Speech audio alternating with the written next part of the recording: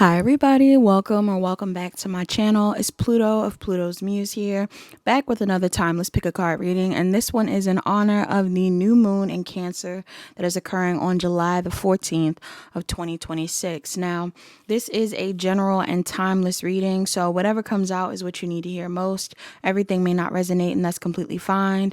And because this is timeless, if you see this at any other time, a day after the moon, day of the moon, or a year from now, it may still apply. So please take what resonates and leave the rest. You have 3 options to choose from on the screen. Please choose more than one if you feel drawn to more than one.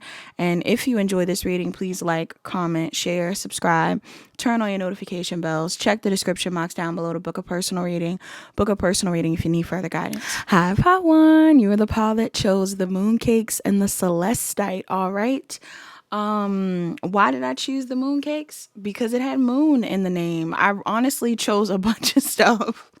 This was the most random of things to choose. This wasn't random in regards to the moon, but there wasn't any major thing that kind of inspired me to choose this mooncake. I could say it's because my sisters are currently in this phase of loving Korean shows and things like that, Korean music, Korean shows. They have had an upkick of things related to them, just celebrating Korean culture and loving it. If you guys are Korean who are watching this, shout out to you. If you're not and you just like Korean things, shout out to you. But even down to Korean food, Korean music, again, TV shows, somebody in here, you could be watching things like that, even though mooncakes are actually are from China. Okay, so somebody in here, you could also be into Chinese things. Somebody in here could just be into Asia. Okay, your name could be Asia, somebody else's name could be Asia, or something about Asian culture could be specific or significant to you around this time. Maybe you're from Asia, maybe you are dating someone that is of Asian descent, maybe you're really into anime and you're really into Chinese food and you're really into Indian food or all kinds of things. I don't know. I'm just getting somebody in here. China could be significant. I'm even getting the Chinese New Year could be significant. Also, I recently have been taking an interest in colors that are good luck colors in regards to the Chinese zodiacs. Because whenever I'm choosing things to buy or even changing my nail color, things like that, I try to find colors and things that would be positively aspecting me, along with, the things that I know about traditional astrology from my standpoint. It's usually a culmination of things that I'm using when it comes to just enhancing my life in general. Some of you guys could even be studying feng shui and things like that. But let me give you guys some insight on mooncakes real quick. I just saw 222 on the timestamp. All right, you could be seeing angel number 222. But let's look into mooncakes. So mooncakes says, I hope my frequency isn't too loud. Mooncakes says a mooncake is a Chinese baked item traditionally eaten during the Mid-Autumn Festival. Okay. The festival is primarily about the harvest, while a legend connects it to moon watching, and mooncakes are regarded as a delicacy. Mooncakes are offered between friends or on family gatherings while celebrating the festival. All right. So mooncakes are a food that brings people together during the autumn time in China. And they look so good. They look so good to me. I've never had one before, but they do look pretty tasty. Somebody in here, you could be a baker or you're interested in baking, or maybe you like certain Chinese desserts. I don't know. If anybody in here has a dessert of their culture that a lot of people eat at certain familial gatherings and things like that, that could also be significant. If you want to share that with me, you should. I always love a good food recommendation. If you want to recommend something for me to try, please, because I'm definitely the type of person that is not picky, or who's willing to try most things. But yeah, more descriptions around mooncakes. It says mooncakes are traditional Chinese pastries made with a thin, tender pastry crust wrapped around a dense, sweet, or savory filling. The most classic version is the Cantonese style mooncake. Somebody could be Cantonese or speak Cantonese. I don't know. It says It features a crust made of flour, oil, golden syrup, or honey, and alkaline water. I thought that was so interesting that they use alkaline water. I'm not surprised. I mean, I'm not surprised that they are using alkaline water, but the fact that that's like a specific for them may be significant in this pile as well. Somebody in here, you could be focused on like your diet, or some of you could even be, oh my gosh, maybe that's what's going on. Maybe somebody in this pile is currently trying out a diet of another culture. I heard a lot of people have been trying out I don't know if it's called the Chinese diet, but some people are doing like Chinese diets where they have been like eating more soups and bone broths and things like that, because I know soup is a common thing to eat regularly within China. So that could be significant. Some of y'all could be eating more soup or bone broth, excuse me. But also some of you are drinking more alkaline water, or you need to. It says the filling typically consists of lotus seeds, lotus flowers could be relevant, or red bean paste, often surrounding a whole salted duck egg yolk that represents the full moon, which is so interesting to me. Okay? So yeah, for somebody in here, moon cakes could be significant. Maybe you've recently seen one at a bakery. Maybe you recently went to an Asian market and you saw it there. Maybe some of you guys saw it in a festival somewhere. Maybe some of you saw it in an anime and you were like, I want a moon cake. Or some of you guys saw it like, I don't know, on like a random TV show. I'm not sure. Or maybe some of you are just getting into baking in general, studying foods of different cultures. Maybe you're wanting to try foods of different cultures. You want to travel to try food. That could be relevant for you. Now let's get into Celestite. Whenever I think about Celestite, I actually think about dreams.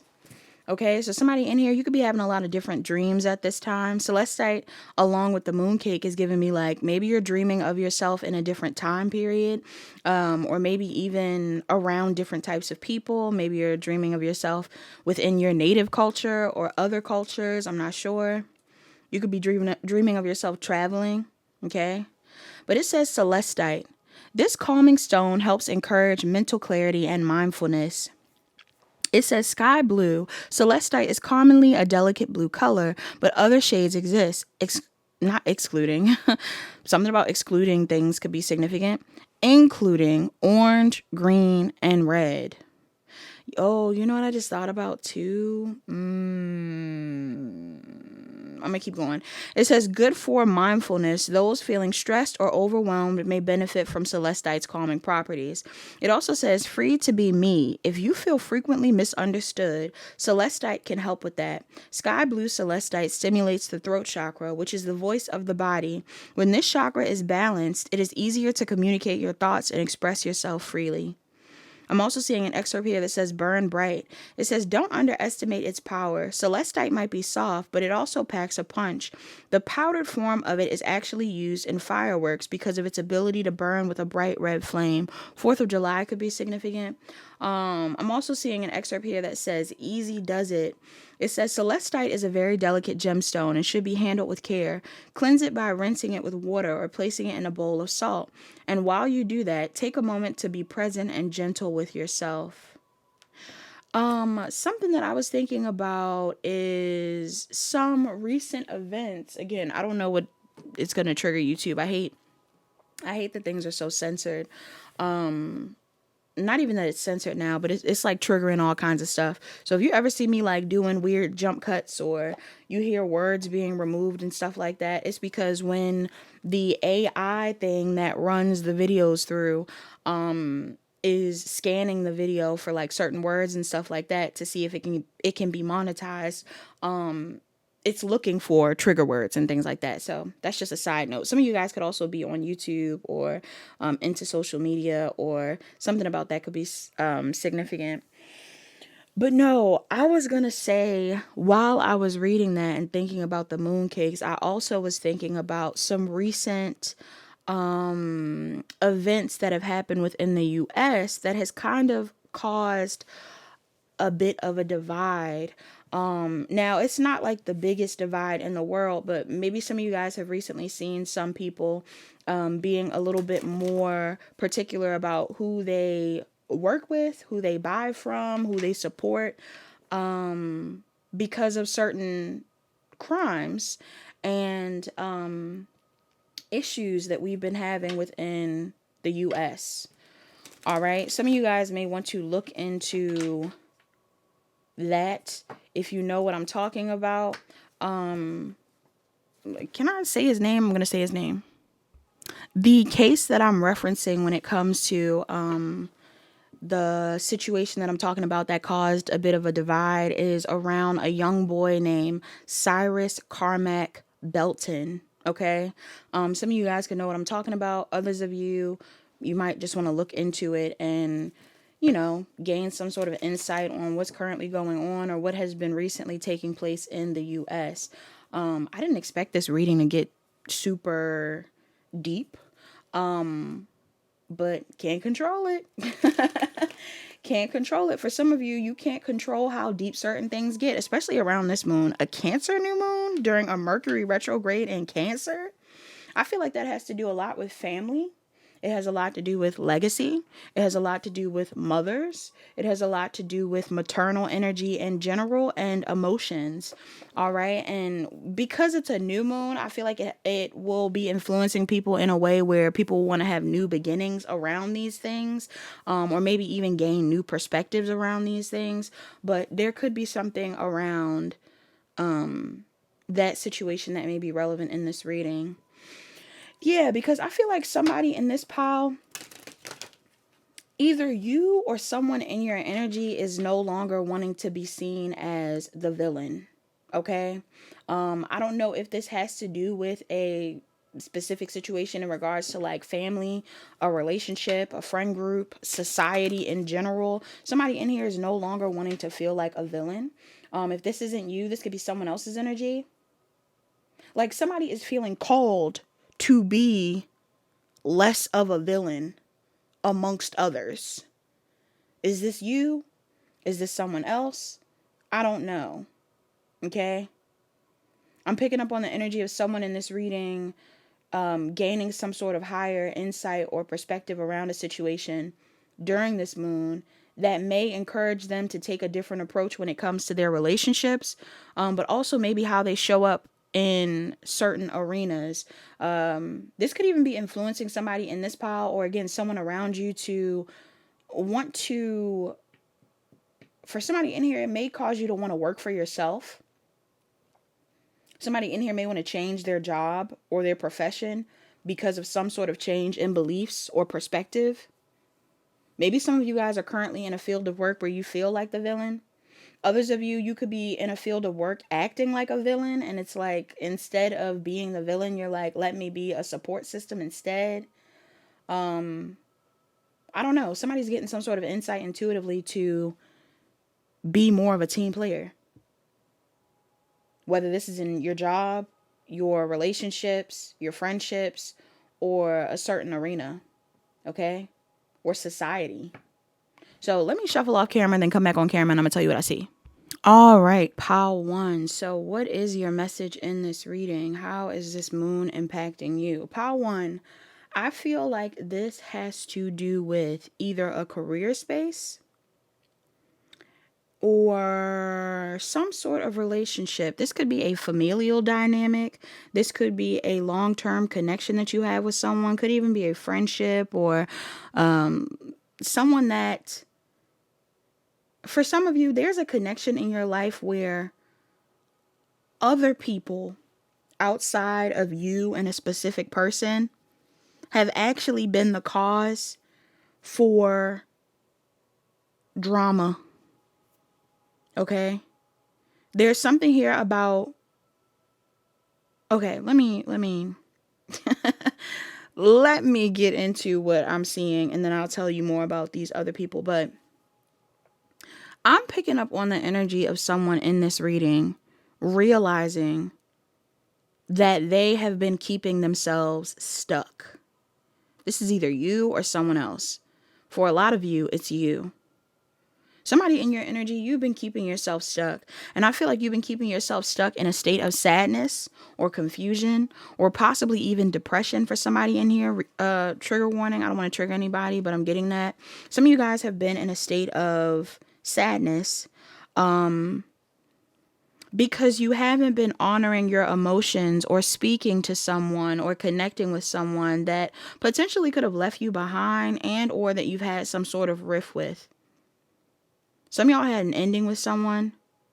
Either this person decided to end something with you or you decided to end something with another person. But I feel like you kind of just left it up in the air or embraced whatever type of negativity that's been going on between the two of you, because I'm definitely getting a negative vibe. Maybe some of you have been willing to be the villain in a story, and there's nothing wrong with that. You know, sometimes there are scenarios where we must accept the role of the villain because there's no other role that people are giving us. You know what I mean? It's almost like no matter how nice you've been, no matter how kind you've tried to be in the past, or how honest you've tried to be in a situation, some people just judge you either way. And I feel like some of you may have been in something, a scenario at some point in time where some of you were being judged or made to be seen as the bad guy, and you kind of just accepted that and moved forward. Which probably wasn't the wrong thing to do. However, I do feel like if you separated yourself from people, I don't want to say that you are going back to someone.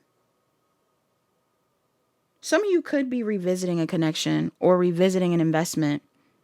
This could even be like people running you out of a certain career field. Some of y'all got ran out of something, maybe ran out of something that you were passionate about, ran out of a connection that you wanted to be around, ran out of, again, like some sort of familial dynamic you were in. Something's going on here where you may have been pushed out of a space, and I feel like you found the confidence to move forward. But now some of you are in like, somebody in here is torn. There's a group of you that feels like in the past, maybe how you responded to something was the wrong response. Like somebody in this pile, you might feel like you had the wrong response to someone or something. You know, something forced you into a space of self-reliance or independence, and you might feel like you actually want to connect with people or connect with someone. Like there may be an energy here where you actually want to connect with a specific person, or you just want to connect with people in general. But there's something here about people outside of you not really wanting you to have the confidence to do so. Some of you have been heavily projected on. Okay, this could be especially true if you work in not a for real field. If you work in a career field where you have a lot of eyes on you. If any of you have a lot of eyes on you, there is something here about like maybe people running you off of social media or making you feel like you have to be way more isolated or cold or anything like that than you normally are. This could even be people that don't like what you do for work or who don't like how you perform or something like that. And there's like an energy here of people, if not running you off of a certain platform or anything like that, it's like they wanted you to stop thriving within a certain field of work or like within a hobby or speaking about your passions or speaking your mind in general. Why are these people projecting? Why were these people projecting on pile one? What's this about? I'm feeling like it's more than one person. It's not just one person. And if this is family, you have more than one person. Yeah, for some of you, these are like more than one person that was angry about a business that you owned. You could have more than one person that is angry about a relationship that you're working on or one that you wanted to work on. You could have had more than one person that was upset with you when it comes to a collaboration that you had. Maybe you had a project that you were going to work on with someone. And there were people outside of this dynamic that wanted you to either feel not worthy of it or wanted you to abandon it. Somebody wanted you to abandon something. Why is this here? Why did they want them to abandon it? They wanted you to be indecisive about some form of a commitment that you had to someone. Somebody could have wanted you to be indecisive about a relationship. Somebody could have wanted you to be indecisive about a business partnership you were in. For some of you, it could have just been a job that you were in. Some people could have wanted you to be indecisive about a spiritual path that you were on as well. But for a lot of you, it could even be a familial situation. Some of y'all may have had people within a family that didn't want you to get along with someone in your family. Why? I don't know. Why? Why? It feels like it's just something karmic. For some of you, if this is like a relationship, maybe people didn't want you to be in this relationship. Somebody wanted you to break up with someone or have a divorce with someone, or they didn't want you to get closer to this person. Others of you, I'm getting something here where somebody just didn't want you to learn about something. Some of you may have been around someone that was teaching you something. Or karmically, I'm getting there was a lesson or something that you were meant to learn around someone. It doesn't seem like it's a negative lesson either. It feels like some sort of awakening you were meant to go through. But somebody in your energy may not have wanted you to have this.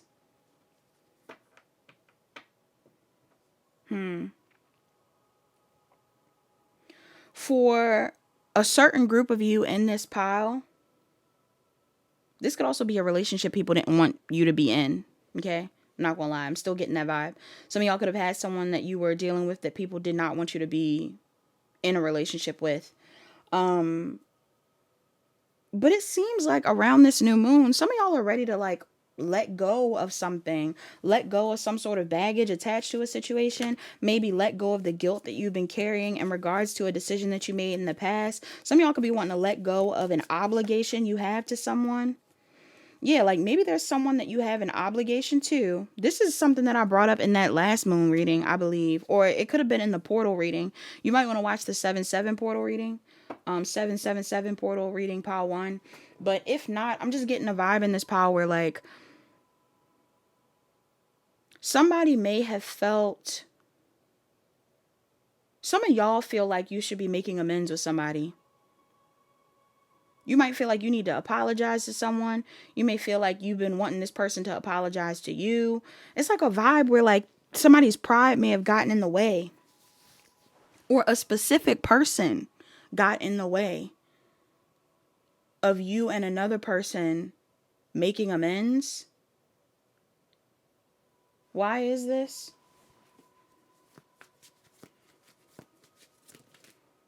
Or of you starting a project. Some of y'all could have like a boss or something that did not want you to expand on a project. This has something to do with the past.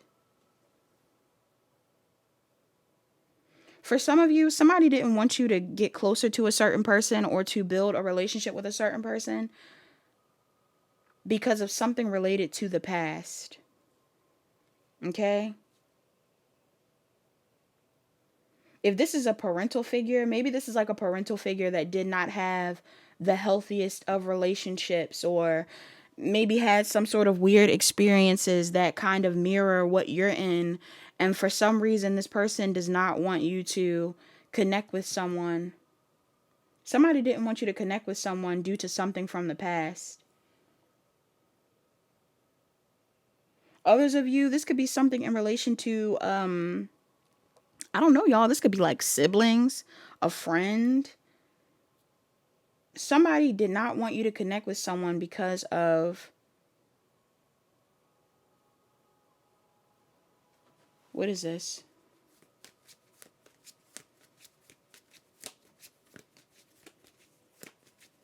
This is like also giving me the vibe that if someone tried something in the past and it didn't work out for them, they didn't want it to work out for you. So it's like, let's say some of you were around someone that you, I don't know, maybe you were committed to someone that you were in a happy relationship with, or you were going to work on a relationship with, or something like that. Somebody in your energy that did not have a happy relationship or a healthy relationship wanted to break down the one that you were building because they never had one. Yeah. For some of you, it very literally could have been some form of manipulation that was done within a connection, or I'm even getting for some of y'all, it could have been spell work. This feels like generational trauma. Somebody had some sort of trauma that was getting in the way of Or it is like a literal curse. Is this spell work? Major Arcana, if this is spell work. Spell work can just be negativity in general.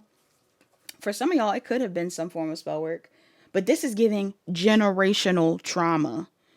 Like, this is a belief system, a thought pattern, or a way of being that has came from the root of something. This isn't a new thing. This is a belief system or a way of thinking that has always been there. Or this is some sort of curse or something that was put on your family before you even got into the world, pile one. Some of y'all could have had some sort of, I'm getting like somebody could have put something over your family or your life or connections in your family, and they were like, no one in this family will have a successful marriage. It's not funny, but like, I'm getting that vibe. Like, nobody in this family should have a successful marriage. Nobody in this family will date out of their race. Nobody in this family will be able to, you know, have a successful business. I don't know. It feels more love related than work related.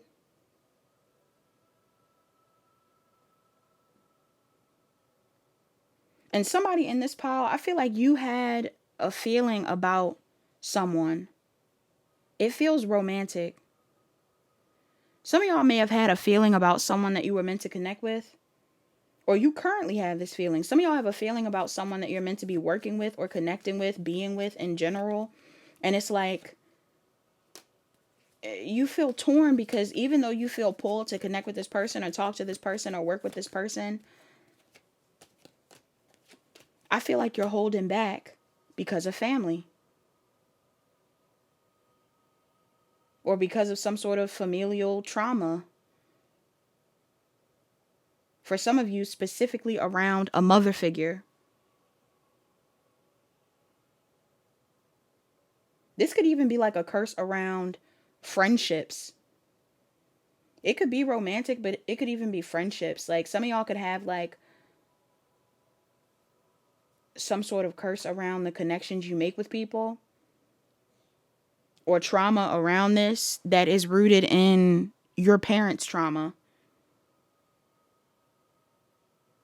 Somebody in this pile became a villain because their parent may have been a product of another villain, or they became a villain, like something like that. I'm getting like this is a pattern.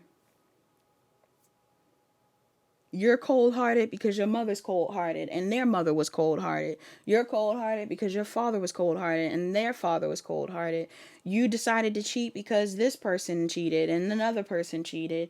You felt like you had to be a single mom because this person was a single mom and another person was a single mom, or they had issues in their relationships, or you didn't choose to build a business and you tried to rely on someone else because that person did it and that person did it. This is like entering an industry because everybody in your family is in this industry. Oh, everybody in my family is in the healthcare industry. So you become a nurse, you become a doctor. Nothing wrong with that. But I'm getting somebody could have given up on a dream or a relationship or a project or something that they were building because of trauma attached to a parent. That's what I'm getting. And if this isn't just about a parent that you had trauma with, this could even be like, again, maybe this parent isn't a bad person, but there was some sort of curse or something that was put on your family or your bloodline at some point in time. And I feel like you're breaking out of it. Or you want to break out of it. It's like some of y'all are starting to realize what the solution would be. How to fix whatever pattern this is. How to be a better parent, how to be a better child, how to be a better friend, how to be a better lover, how to be a better partner. Some of y'all are realizing what the solution would be, but in order for you to fix a situation, you would have to face some sort of fear. And for some of you, the fear may have to be around boundaries or speaking up. Could be speaking up about your feelings. What's this about? Some of y'all could need to set boundaries with someone. Others of you, you would have to speak up about your feelings. Yeah. You would have to make it clear that you're moving forward. For some of you, this is in a job space. You would have to decide, hey, I'm leaving this job. You know? Maybe some of you, the generational curse is like, oh, everybody gets stuck to their job and nobody ever has the chance to build a relationship. It's going to be very specific for somebody in this pile. Like, some of y'all, you've completely given up on love and focused on your career because that's what everybody ends up doing in your family. Others of you, you've been super focused on relationships and never found the confidence to build something of your own because that's what you've always been used to. Some of y'all could be in conflict with a father, a mother, a sibling, doesn't matter, because that's what everybody in your family does. All of your family members, like somebody has a similar plot line. Somebody in your family, if you took time to look at what's going on, there would be a similar plot line somewhere. Some of you have certain biases and prejudices against people because that's what's always been going on in your family. And I feel like some of you are meant to stand up and say something, speak up to someone, set a boundary with someone. Yeah, so that you can take a leap of faith on something that you want to do. Okay? Or maybe to connect with someone that you want to work with. For some of you, this could even be about a co-parenting situation. For others of you, this is like about some sort of work connection or relationship. I definitely get the vibe that somebody is wanting to follow their heart to work on something. Okay? And it feels like it's you. Somebody feels like they made a bad judgment call in the past. You feel this way or somebody else feels this way. Somebody's used to people getting in the way of what they want. Whether it's like people in your family or external parties, somebody's used to people getting in the way. So they just like allow it to happen or something like that. And for some of y'all, somebody could have like cast that energy over you. Like, I do feel like it's a generational thing, but it could even be like a romantic partner. Some of y'all could have had an ex or somebody from your past, or even like a grandparent that was like, oh, so-and-so will never get married, or so-and-so will never have a solid relationship, or you're always going to be like that. Like, somebody's saying that they're always going to be a certain way. Somebody may have said this about you in the past. And this is why you are like this now or something. Not in a bad way, but I'm getting like whatever you're going through that's making you feel like you need to reconsider why you've been the villain is tied to something that people have projected onto you. Okay? So whether you're someone that has put people's opinions too much in mind, or yeah, like you've considered too many people's opinions in the past. Either you've been that type of person or you didn't consider anybody's feelings. Regardless of what side you're on, I just get like somebody wants to change. You have an oracle out here. It says Avalon Priestess. Avalon Priestess reads. You also have Ra at the bottom of the deck. I'm going to read that too. Sun God Ra. The sun could be significant. Okay, summertime. Jupiter and Leo. Okay, so Avalon Priestess. Avalon Priestess reads, it says, intuitive awakening. Meditate, wait, and listen. Sacred initiations. The Avalon Priestess is one of 9 spiritually gifted women from the mystical Isles of Avalon, a place steeped in the legends of King Arthur, Morgan Le Fay, and Merlin. Avalon is a sacred feminine gateway to the unknown and the mystery. Its magical lore is threaded, throughout Celtic and Druidic traditions. The priestess vibrates with songs of the oracles, the seers, the visionaries, and the prophetesses. Her presence brings the awakening of intuition, meditation, and deep listening. The sign of a person initiated by an Avalon priestess is a blue crescent moon tattoo that hovers over the third eye chakra. This represents awakened inner vision and active divine service to the goddess. It says the ethereal touch of the Avalon priestess comes as a reminder that you are inherently You are an inherently intuitive being. She whispers soul memories of your inner psychic gifts. Meditation, retreat, and sacred silence are needed to activate your third eye chakra and open up channels between yourself and spirit. Your life may be changing to accommodate the intense process of awakening dormant priestess skills. This applies no matter your gender identification. If you frequently draw this card, it means your soul carries experiences of priestess abilities. You're ready to see the world beyond the veil once again. The unlocking of your intuitive energy has a great impact on your life because it's a soul rebirth. An enormous recalibration of your energy system is at work. Your third eye has been blocked or damaged for eons, so be patient with your healing process. If your question is about how to proceed with a situation, this card asks you to pause, reflect, and listen to your inner voice. Don't take action yet, as there's more truth and information that needs to surface. The additional meanings of this card says, meditate every day. Take a retreat from the world. Visit the sacred sites of Avalon. Train or work as a professional intuitive. What you're sensing intuitively about this issue is accurate. The invocation of this card says, I safely activate my intuitive gifts. I see sacred truths. All right. Some of you guys could be professional intuitives, or there's something here about your intuitive abilities that are heightening around this time that may cause you to retreat from people, or maybe cause you to retreat from people in the past. Some of y'all needed a second in the past, and maybe you felt like you were picking up on the projections of other people, and you were for a fact picking up on the projections of people in a community, in your family dynamic, within your friend group. I don't know. I'm just getting the vibe that now you are feeling pulled to either embrace whatever path you were on previously, or some of you guys are feeling the need to connect with certain people or more people because you feel intuitively led to do so. Let's also read Ra. All right, Ra is coming up as well, and Ra says, Ra, share your gifts. This is also on page 144. If you've been seeing 144, that's confirmation for you. It says, the perfect time is now. Say yes and show up. Ra was the god of heaven, the sun, and the origin of life in Egyptian mythology. Described as creator of everything, he was so powerful and popular, and his worship so enduring that some scholars say that the Egyptian religion had only one god, Ra. The Egyptians built solar temples in his honor, and throughout the dynastic periods, he took many other blended forms, such as Ra-Hurakti and Amun-Ra. Ra was a high priestess in Atlantis and watches over those who are now rediscovering their ancient Atlantean gifts. It says, what are you waiting for? What do you keep putting off until tomorrow? You're locked in a frustrating cycle of inaction, and it's holding you back from contributing, creating, and sharing. Ra leads you into his temple and declares, the world needs what you have to give. There's no such thing as the perfect time to share your creations and energy. Have you used every excuse under the sun for why you can't do what you need to do?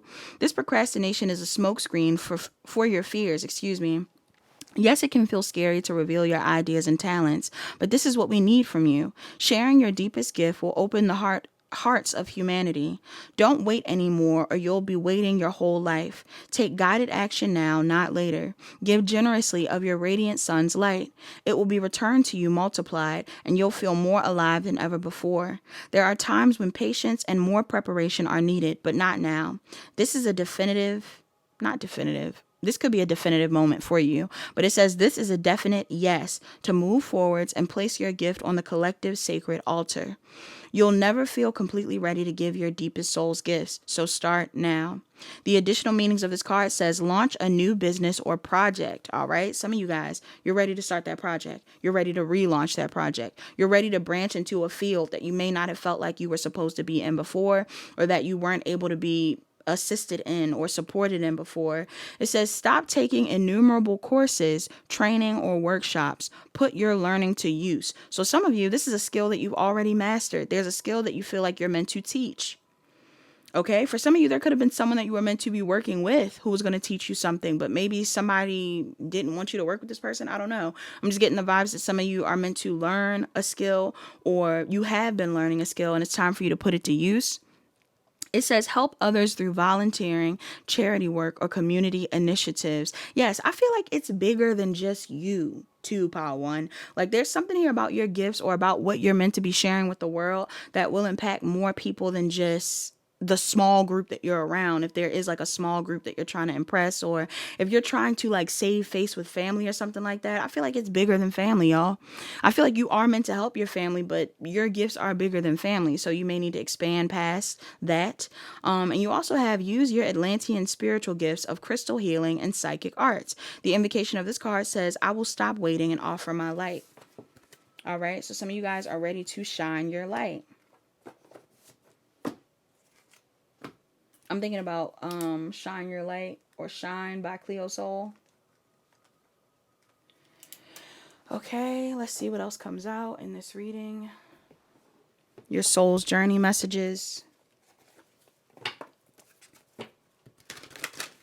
What's the soul's journey message for the people in this pile?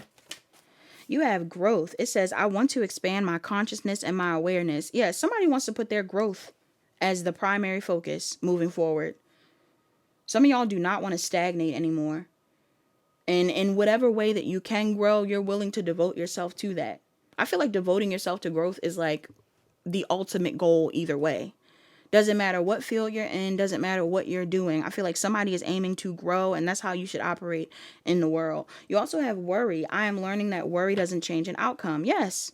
Some of y'all are going to no longer worry about what you're worried about. Something that you're worried about is not important. It's time for you to, I'm hearing go big or go home. Some of y'all are meant to go big or go home. Okay? That could be very literal. Some of y'all are meant to go hard for something, or you need to go back home. Maybe you moved out of state, okay? Or moved out of town, or some of y'all, maybe it's even a thing where like currently you're living on your own and you're starting to feel like, damn, I might have to move back home. If this doesn't work out, I might have to move back home. Your motivation should be, I'm going really hard for this thing, so I don't have to move back home, right? I'm going to follow my dreams and trust my gut and trust in God and the universe and listen to myself and no longer feed into the fears of my elders or the people that are around me that don't want me to succeed, so that I can thrive in this field of work, or so that I can thrive in a certain arena, so that I can thrive in my relationship. I feel like somebody wants to thrive.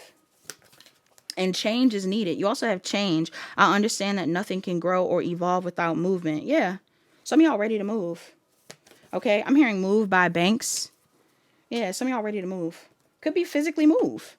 Some of y'all could physically feel like you need to relocate. Others of you, I'm getting like you might physically feel like you need to move around. Maybe you're a dancer or something like that. But in the song Move, she's also talking about how she's not taking any steps for granted. So whether it's a relationship thing or a job thing or whatever area of life you're in, I feel like somebody is not waiting any second of their life. And to bring it back around to the situation that I was bringing up in the beginning about Cyrus passed away at 14, y'all. God rest his soul. Cyrus was at 14.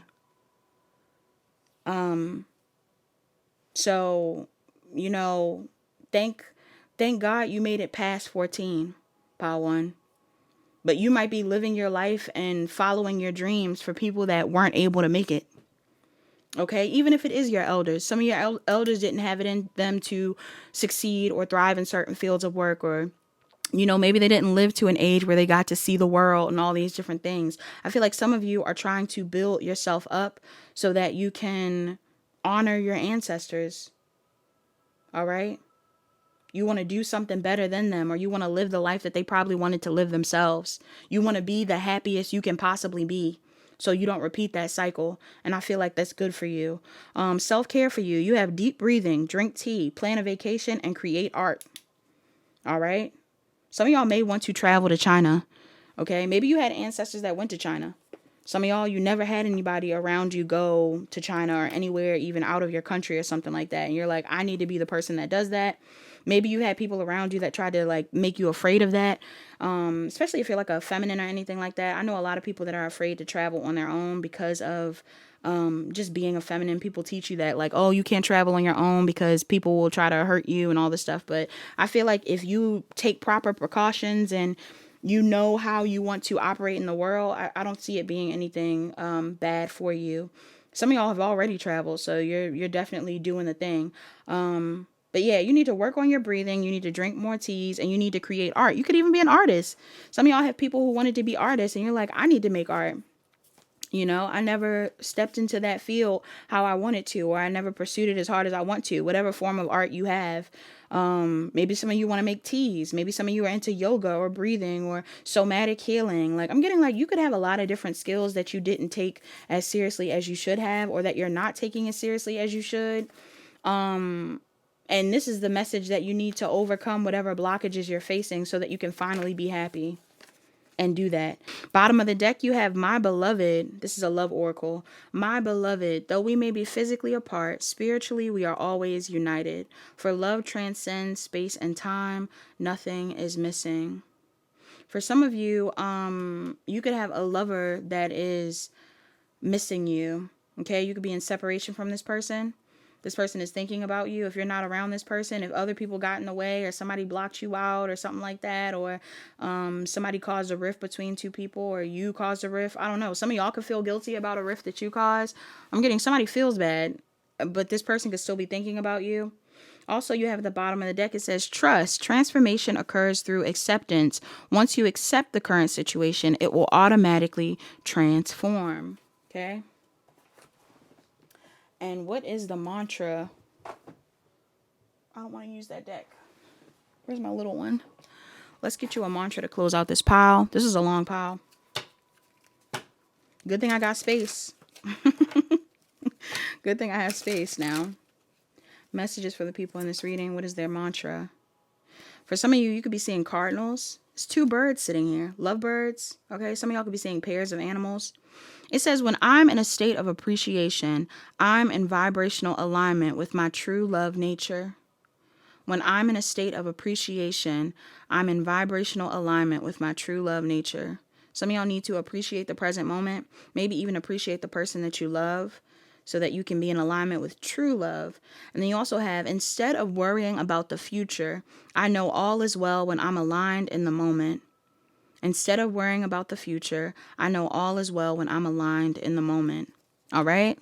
That's all that I have for Pile 1. Thank you so much for listening, Pile 1. Please like, comment, share, and subscribe. Turn on your notification bells. Check the description box down below to book a personal reading. Book a personal reading if you need further guidance. Hi, Pile 2. You're the Pile that chose the Michael Jackson moonwalking feet and the Azurite.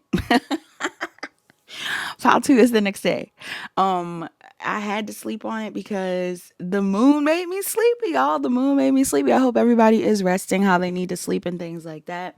I feel good, though. I feel good that I've slept, or now that I've slept, excuse me. So let's talk about why I chose the Michael Jackson moonwalking feet. Michael Jackson moonwalking feet were simply inspired by the fact that he was moonwalking, and this is a Cancer moon.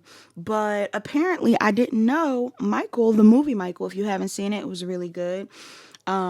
Michael the movie Michael, cracking up.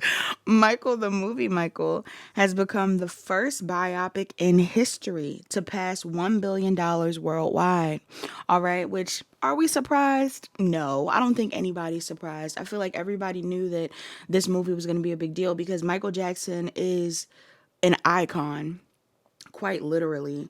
And some of you who chose this pile, I'm sure most of you that chose this pile are iconic, right? Or you're dealing with someone that's iconic. But I really feel like it's you, pile 2, and you need to claim this energy if you feel this way about yourself. If you feel like there's something that you're meant to do in the world that will truly leave a mark even past death, I'm getting that could be significant in whatever way, shape, or form that is. Some people leave behind charities. Some people leave behind businesses. Some people leave behind the art that they've created. Some people leave behind children, for a lot of you, especially with this being a Cancer moon, legacy is important in this pile. And I feel like somebody in here, you could be thinking about your legacy and what you will be leaving behind. Wills could be significant. Some of you guys, if anybody has passed recently, my condolences. Some of you guys could be thinking about people that have passed. When I think about Cancer energy, I also think about moms and grandmas and things like that. So, God rest their soul if you have lost a mother or a grandmother or a sister or any type of feminine energy or even masculine energies, to be quite honest. But yeah, the reason why I chose the picture was because of moonwalking, which is Michael Jackson's famous walk. or dance, excuse me. It's a signature dance. But also, because Michael Jackson, I don't know, I don't know if Michael Jackson has Cancer in his chart, but he definitely has an element to him. I believe he has Pisces in his chart. He has an element to him that does feel very soft and nurturing and almost a bit maternal, And it's not to say that soft and nurturing energy is only for maternal energies, but it is. There's an element to Michael Jackson that is very soft. And I feel like somebody in here, you could even be that way, whether you're a masculine or feminine. Some of you guys could carry a very maternal energy to you where you want to care for other people, or you're very sentimental, or you are very compassionate and things like that. Also, I looked it up. Michael Jackson is a Libra North Node. Michael Jackson is a Virgo. He's an August Virgo. But he is a Libra North Node, apparently. So that could also be significant. Somebody in here, you could be a Libra North Node.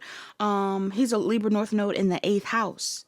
So his North Node being in the 8th house makes it a Libra North Node that has some sort of 8th house scorpionic aspects to it. And I think it's interesting too, because him having a Libra North Node means that in a past life or the early years of his life, he probably carried a more Aries type of energy. And Aries as a South Node would carry an energy of more self-reliance, self-preservation, feeling like you're on your own, having to do things on your own. Even if you're around groups of people, you feel like you have to be the leader. You have to be the only person doing something. You have to look out for yourself, which definitely makes sense when it comes to his upbringing, especially when he was a child within the Jackson 5 and within his household, if you know the history of Michael Jackson. However, he was definitely singled out, and I feel like he probably felt a little bit more isolated than his siblings. However, for a Libra North Node to be his destiny, it definitely also makes sense, because I feel like in this lifetime, he probably had to learn how to become a team player, i.e. being a part of the Jackson 5, but also how to connect with people in a more diplomatic, fair, and compassionate type of way. Aries as a sign, that the downsides of Aries as a sign can be selfishness. So somebody in here, maybe somebody used to be selfish, but now wants to be more open. And selfishness is not an issue when operating in a high vibration. But yeah, like South Node energy, something that he may had to work through could have been selfishness at some point in time, or being a little too self-serving or self-focused. But ultimately, Michael Jackson definitely cared a lot about children, a lot about people across the planet, a lot about humanity in general. And I feel like some of you may carry that energy as well, regardless of whatever field you're in, regardless of whether you have a North Node in Libra. You know, we are shifting North Nodes in July, I believe. We're going to move out of the Pisces North Node into an Aquarius one. And yeah, for some of you guys, that will be significant. Aquarius North Node also carries that same type of airy, which again, like Libra, Gemini, Aquarius type of North Node energy, but has a lot to do with humanity. This is fixed energy in regards to humanity. So a lot of people are going to be starting to align more with, collectively, even if your North Node isn't an Aquarius, a lot of people are going to be leaving out the ego a bit more and leaning more into community and finding their tribes and the things that they believe in and sticking to that, and hopefully in a healthy way. All right. So yeah, that's what I got from Michael Jackson. I mean, his feet, his cute little feet. And let's look at Azurite. Okay. Azurite. Azurite. Azurite is on page 44. Let's see. So Azurite says, a stone of intuition and inner strength. Azurite is all about you. The color is blue. Azurite ranges from the light to dark blue, with medium dark blue being the most common. It's good for self-identity. This stone is thought to break through emotional blockages and bring harmony to its users. I also feel like when it comes to Michael Jackson, that statement is significant. He probably did have a hard time defining himself when he was being raised to kind of be within a group, or just amongst a ton of siblings. Maybe somebody in here, you have a lot of siblings, or, you've been around a lot of people your whole life and you are trying to find your place in the world or something like that.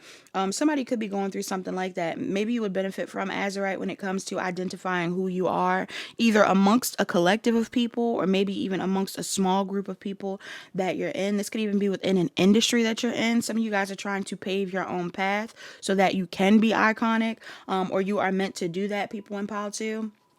We also have this anecdote here that says peace of heaven. It says in China, I brought up China in pile 1. In China, Azurite was nicknamed the stone of heaven for its perceived ability to open celestial gateways.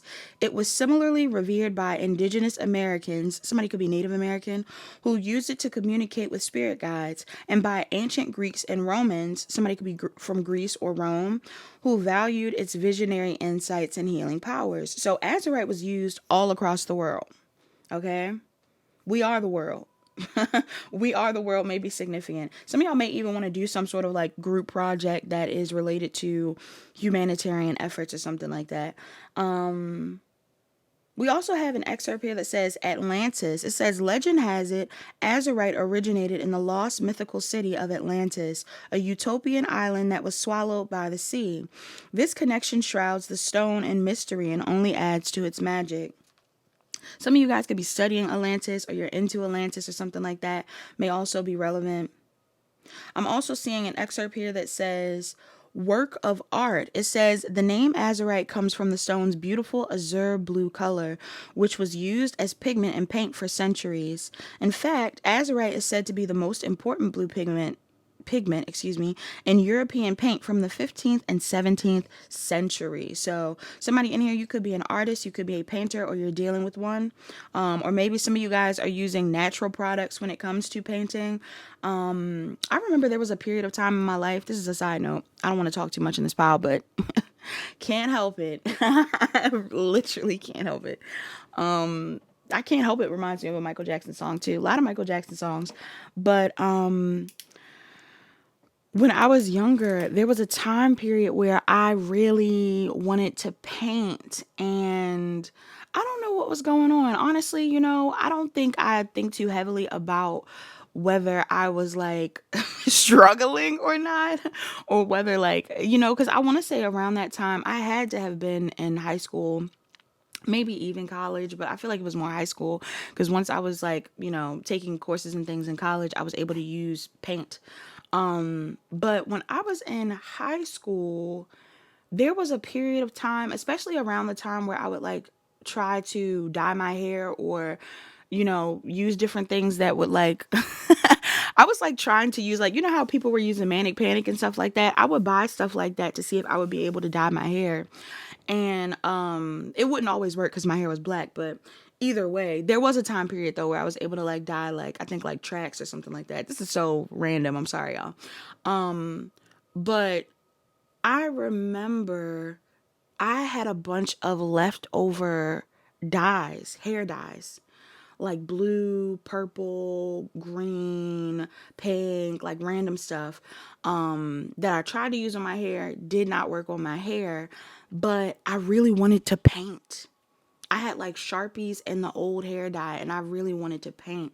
And I just really like, it was just like, I just wanted to find outlets to do things that were creative. I always like drawing, I always like painting and just doing anything artistic. But I remember I did like a series of paintings. Like I remember being in the house and like painting a bunch of random stuff that was made out of hair dye and Sharpies. And to this day, I be thinking to myself like, damn, that was actually pretty iconic. Like I literally was mixing hair dyes to make other colors to use on this picture, along with like highlighters and markers that I had in my home. I don't know if I just wasn't asking for art, like supplies, because after that, I actually received art supplies. I don't know if I was asking for art supplies or if I was just like, again, bored and experimenting with things. But I ended up making a bunch of art from like printer paper, Sharpies, hair dye. And at the time, it's so funny too, because at the time, if I have a picture of it, I might even put it on the screen. I had even painted a picture of a Native American headdress. And mind you, I was in high school. I don't think I fully even knew that I was Native American then. I think my grandmother was like figuring out her ancestry at the time, and she was learning just as much as we were learning. But something around that time made me want to paint a headdress out of those like products and things that I had. And I ended up doing that. And to this day, again, like, I don't know what compelled me to do it. I don't know what compelled me to randomly start painting. But somebody in here, you may also have that type of inclination, or maybe some of you are artists in this pile, or again, some of you guys are compelled to create. I just had to sneeze. Art may be very healing for you people in this reading. Okay. But yeah, I just randomly thought of that. Like, again, to this day, you ever think about something from your past and be like, damn, that actually was pretty cool. Like, I did something that was pretty cool, or I was actually cooler than I thought, or I was actually like, I don't know. I have thought periods like that. Like when I'll think about something from the past and I'm like, wow, why was I cooking that young? Or like, wow, how did I paint that? Only had hair dyes, only had Sharpies, only had highlighters. I don't think I was giving myself credit back then. That's why I said, like, after that, I definitely received art supplies. Like I remember anytime I had like I thank God for that. Honestly, low key, this whole anecdote that I'm giving is really a shout out to my mom, because I think that every time I felt inclined to try something or start a project or get into something, my mother actually was the type of person that was like, "Oh, you're into art? Let's get some art supplies." Oh, and my grandmother was like that as well, where it was like, "Oh, you're into cooking? Let's buy some new pans. Oh, you're into art? Let's get some art supplies. Oh, you're into this? Let's think about this. Oh, you want to be a ballerina? Let's get you a tutu." Oh, you want to play music? Let's get you a guitar. Also, shout out to my brother, because my brother also did that. First of all, just shout out to my family. Shout out to my family. I feel like overall, somebody in here, you may have a very supportive family. Maybe some of y'all don't remember being supported by your family. Others of you, maybe you don't have that supportive of a family, and I'm sorry if that's the case. But what you might have is a supportive community, or you're meant to have a supportive community. But yeah, I can remember like key points in time in my life where I was like, I'm really into this. And then all of a sudden, people would be like, oh, you like that? Like, go ahead and do that. Like, I got really into concerts at one point in time when I was younger. And my mother was like, you like concerts? And then every time I wanted to go to a concert after that, she was like, go ahead. And I was honestly kind of too young. Like, I was going to venues where it was definitely, 21 and up. But, you know, it was a different time. It was a different time. And as long as I was able to get in and my mother dropped me off, or, I had a friend with me or something like that, I was getting in the door. Like, I was definitely allowed to do things that I think other kids, even other black kids, to be quite honest, probably wasn't allowed to do. Maybe other people would have thought it was weird, or their parents would have felt like, oh, why are you doing this? Da, da, da, da. But I definitely had a little bit more freedom as a kid than the average kid.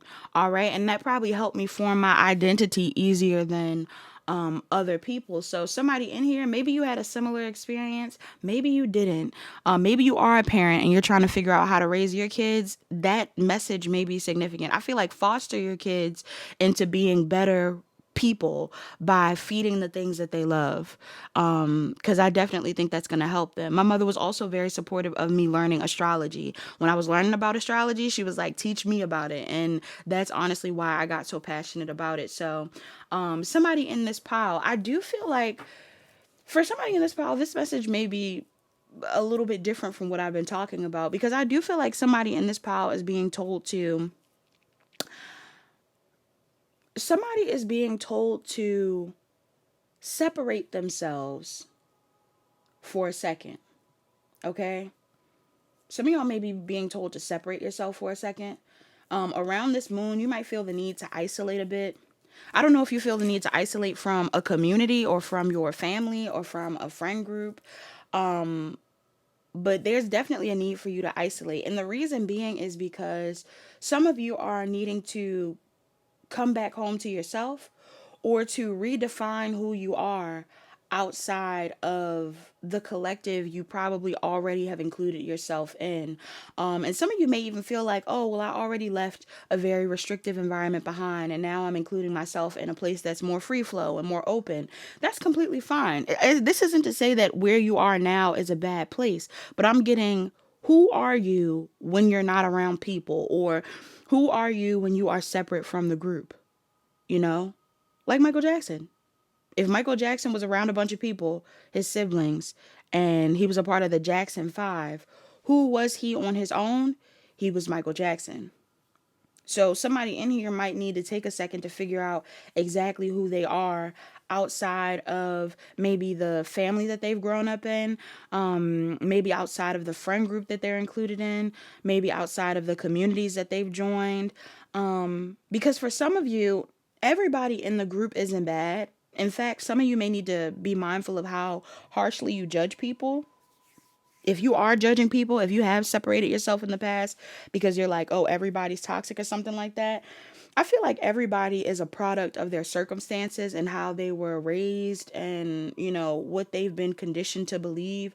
So you want to be careful about how you judge people. Try to empathize more than judge, especially around this moon. But there's definitely somebody in your energy that you shouldn't be around. This, honestly, the way these cards are laid out is giving me Michael Jackson. Like, it's giving me, who are you outside of your siblings or your friend group or whoever you're around? But also, who are you outside of this one person who potentially is, I want to say, like, some of y'all could have like a bully or someone that you view in your life as like the person who maybe has made you feel worse about who you are. Some of y'all could have a father figure that has mistreated you in the past, or even a mother figure, uncle, aunt, sibling. There could be somebody in your energy. Could even be like, let's talk about if this is a workspace. Y'all could be like cool with your coworkers, hate your boss. It's giving that vibe. Like, there's something here about there being one person that you know for a fact you probably aren't meant to connect with that person, but everybody else amongst the group you're cool with, or maybe you need to forgive or not judge as much because you're working through some sort of ancestral patterns, people in this pile. And ancestral patterns can be felt and seen beyond your family. You know, there's a lot of times where we interact with people and they trigger wounds that have nothing to do with them. Some of y'all could be interacting with people in a friend group, and you realize in the midst of interacting with them, you're like, damn, I'm treating y'all like this because me and my mother have a bad relationship, or I'm judging you guys like this because me and my dad don't get along, or, my dad was absent, my mom was absent, or like my grandparents were kind of mean to me, my grandmother was kind of mean to me. Like, I'm getting something here about some of you guys identifying or needing to identify the root of whatever type of guard or defensiveness, you're carrying when it comes to connections. And if this has to do with romance, this could even be a thing where like maybe you're pulling yourself back and putting yourself back out there after in regards to love. Maybe you've taken time to yourself and you're ready to date again. But in the midst of dating again, there's some people you should not be dating. There's some people you don't need to revisit, or there's some people that you shouldn't be talking to at all. All right? So I'm going to shuffle off camera and then get into your reading and tell you what I see. All right, pile 2. So, pile 2. Some of you guys could be in... Okay. There's something here about you and another person. I'm assuming this is you and another person. Pile 2. Somebody in here, I don't know whether you're in a relationship. This could be you and a friend. This could be you and your child. This could be you and a sibling. Somebody in this reading is looking over, this could be you and a parent. Somebody in this pile is looking over the relationship that they've had with a specific person. And I kind of get that there is a change of perspective on the investment that they've had with this person. I'm also getting a message here when it comes to, well, okay. if you are having a change of perspective when it comes to a commitment that you're in, pile 2, I feel like a lot of you almost feel the need to separate yourself and or choose yourself when it comes to something that you've been committed to. Okay, so whether you've been committed to a love interest, a friend, a family member, anything like that, there's an energy here in this pile of somebody considering. This could also be a boss. I'm trying to give all scenarios. I'm sorry. Somebody just feels the need to separate themselves and choose themselves. Okay. You are looking over a relationship or some sort of commitment that you've made to a certain person, place, or thing. And I feel like there is a desire now to separate yourself and choose yourself. Okay. For another group of you, somebody in here could be looking over a relationship that may not be theirs. This could be like your parents. Some of you guys are looking over a marriage that your parents were in, or a marriage that someone around you is in. And I feel like somebody is feeling, this could even be like your grandparents. Somebody's looking over a relationship that someone else has had. For a lot of you, it's so many different scenarios I'm getting. Some of y'all are looking over the connection that somebody shares with their mom. Some of you guys are looking over the connection that somebody shares with their child. Somebody is looking over the connection somebody shares with a sibling. Somebody could be looking over the connection that their parents share, or their grandparents share. And I'm just getting the vibe that there's a person having a change of perspective on an investment that someone is in, that is making them want to do their own thing. I feel like whoever it is that you're looking over, you may be feeling like this person took maybe a more traditional route to do things, or there's like an energy here of you feeling like somebody kind of is not confined. I don't know if confined is a word. I meant confined. Somebody is confined to the limits of a specific relationship or path. And I'm kind of getting the vibe where like somebody in this reading is trying to do their own thing. Yeah. Some of y'all are wanting to do your own thing. You're looking over something from your past. You could even be looking over a past relationship you were in. And you're like, I never want to do that again. I never want to experience that again. I never want to feel that way again. Right? I never want to be in a friendship like that again. I never want to be in a relationship like that again. I never want to be in a job like that again. Somebody around this moon is like, I think I want to do things differently. And for a lot of you, it's because there's disappointment here. I feel like somebody is feeling disappointed by the fact that they didn't support themselves or find the right people to be around in the past. There's something here about the past. Somebody regrets their past. Somebody regrets not aligning with the right type of people in the past, or not showing a version of themselves that was authentic in the past, because I feel like that's what you want to do now. Somebody wants to do it now. Whether this is like, you're like, oh man, I should have started my own business in the past, or I should have left that job in the past, or I should have left that friend group. I should have left that relationship. I should have been my own person. I should have left my family. I should have, I'm getting something here about somebody feeling like they should have chosen their own path. And now they really want to. Now they really want to connect with people from an individual, singular standpoint. Somebody wants to define themselves. And for a lot of you, what you don't know is you defining yourself is someone else's karma. There is somebody in your energy that feels like they're getting karma because you're choosing to do your own thing or be your own person. For some of you, this could even be some form of a work colleague. This may not even be a love interest or a family member. Some of you could have someone that you may have grouped yourself with in the past that you are now kind of regretting grouping yourself with. Because maybe you felt like I don't know. I don't know whether you feel like that situation made you seem, I don't know. What is this about? What's going on outside of pile 2? For some of you, whoever you connected yourself to, this is someone that is very slow to change or move or grow or even evolve when it comes to their belief systems. I'm also getting an energy here where this person doesn't want you to change, grow, or evolve. Some of you are dealing with a person or have dealt with a situation where somebody has been very slow to.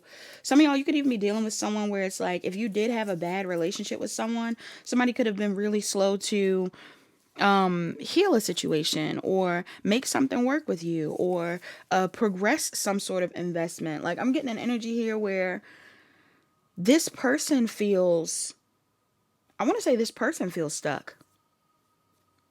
So I don't know if this person feels stuck in a lifestyle that they're living, but you don't, or if this is someone that you were previously stuck to, but you just are no longer stuck to them. I'm just getting the vibe that there is someone, I want to say from your past, or there's an energy here of a person that is betrayed or feels betrayed by you evolving. For some of you, you may receive communication from this person around this time, or maybe you've recently talked to this person, or there's something here about some of you reflecting on something from the past. Somebody could be reflecting on an opportunity that they had in the past, opportunities that they've had in the past to do things when it comes to expanding or exploring new opportunities. This could even be like advice that you got in the past. Like, somebody could be reflecting on a time where they actually had a chance to do their own thing, to be their own person, to join the right tribe, to connect with the right type of people, to heal, to learn, whatever it is, to date someone healthier. I don't know. Somebody's reflecting on this, and I just kind of get the vibe where it's like, maybe that opportunity is no longer there, or maybe the person that you wanted to connect with is no longer open, or the person that wanted to connect with you is no longer open.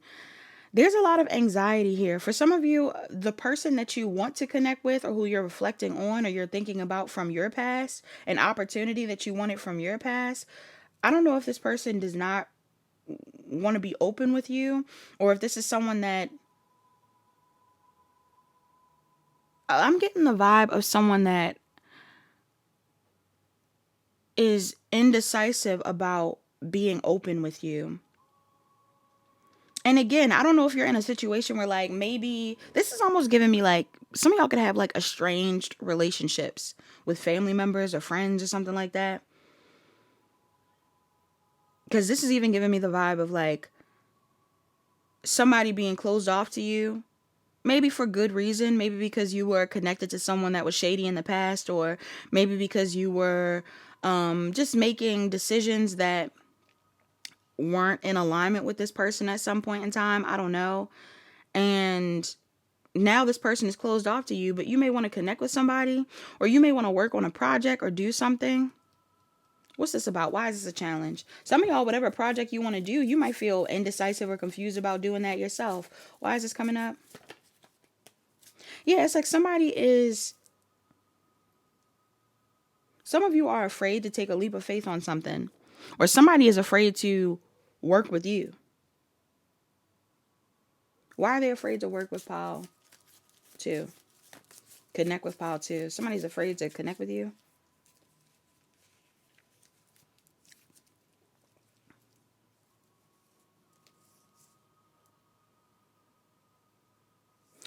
I mean, for some of you, it's not a horrible thing. Like, it might not even be a thing. Okay, let's say this is your energy. Some of y'all, there's a risk or an opportunity that you want to take that you feel like you can't take. Again, I don't know if this is like a change in your identity, a change in your career path. Like, there's some sort of change that you want to make that you might be afraid of making because, I don't know, you feel like it is risky.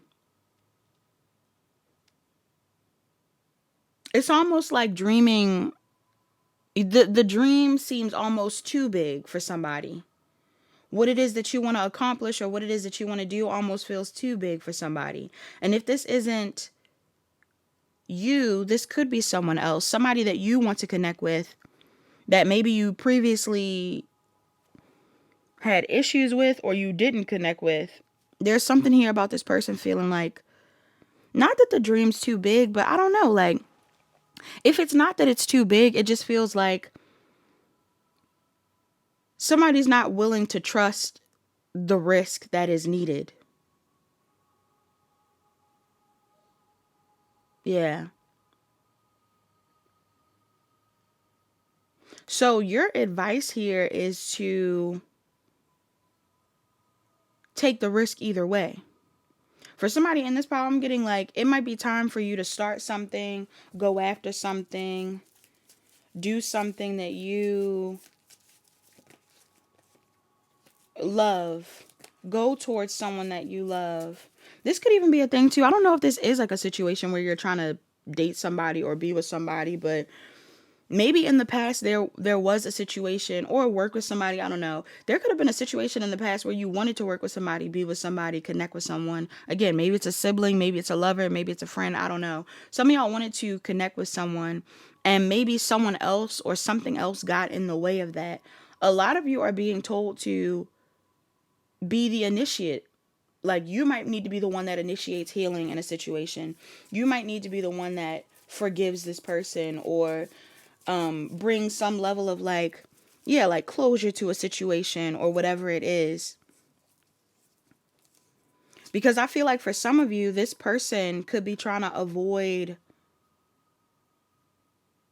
this person trying to avoid being put in a third party. For others of you, this person is trying to avoid being hurt. Why is this person trying to avoid being hurt by pile 2? Why is that a thing? Actually, I'm about to look.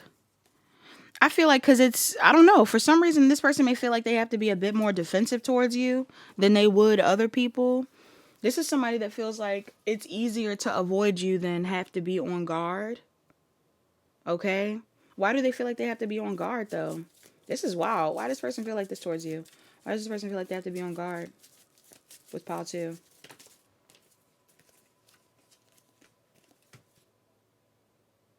Because for some of you, you chose someone else over this person at some point in time. Or, I don't know, y'all. Being with this person may have required a change about yourself that this person knew you weren't willing to make. Or being with you required change from this person that they weren't willing to make. It doesn't feel like it was a negative change, though. It almost feels like there was supposed to be some sort of shift. Something was required for you and this person to get along, or to be cool, or to work with each other, or something like that. I don't know. And maybe you weren't able to in the past. What do they need to swim away from? What do the people in this reading need to swim away from? Or who? What is it they need to get away from? There's an energy of you needing to get away from something. Who was that? What's that about?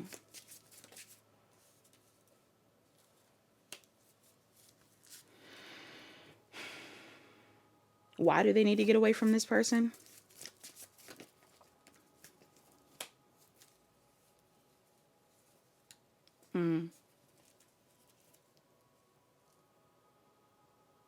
How can I say this?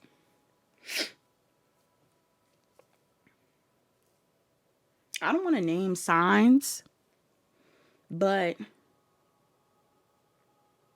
should I name signs? Major Arcana if I should name signs. No, I'm not going to name them. Major if I should name signs. No, I'm not going to name them. My guys are like, yeah, just keep going, keep going. For some of you, the situation you need to move away from is one where you are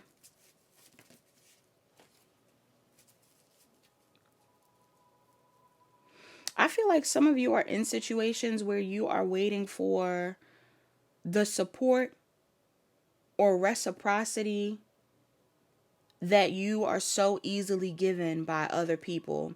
If there are any connections, dynamics, or investments where you feel like you have to pull tooth and nail for this person to love you or respect you or be loyal to you or to look out for you, to consider you, to do kind things for you, to care. If there are people in your energy, whether it's family, friends, lovers, don't matter. Some of y'all have been waiting for someone to support you, or waiting for someone to show you love, or to, again, give you the same energy that you give them. Like, some of y'all haven't received the type of support or reciprocity that you want from a certain person, from a certain group of people, from family. I don't know. And I'm getting that is probably the person you need to move away from.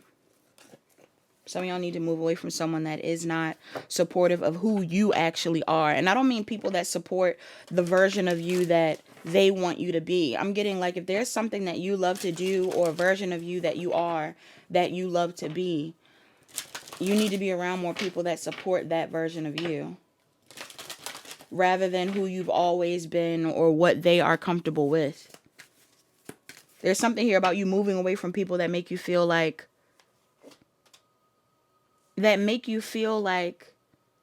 you're hard to love. Okay. That makes me think about a song by Jessie Reyez featuring Calvin Harris, and it's called Hard to Love. And it has more to do with her saying like she'd rather be hard to love because if you actually love her, it'll be hard to leave her because clearly you are, like clearly if you really like her, she's easy to love or something like that. But she makes herself hard to love to weed out the people who don't actually like her. And she likes that. Okay? There's something there about that. Some of y'all, whatever situations you're in, it may have actually caused some form of like trauma for you when it comes to loving people. Because maybe it's almost like, that's what I'm saying, like something has made you defensive. And I feel like what has made you defensive are the people that you've given love to that, again, it feels like you have to claw at to receive love from. Some of y'all haven't been as open to love because you feel like the people who you probably love the most or the people you wanted to love you, they didn't or they wouldn't. So it's time for you to find people who love you with ease. All right, the oracle that came out for you is Persephone. And it is on page 138, Persephone. Let's read Persephone.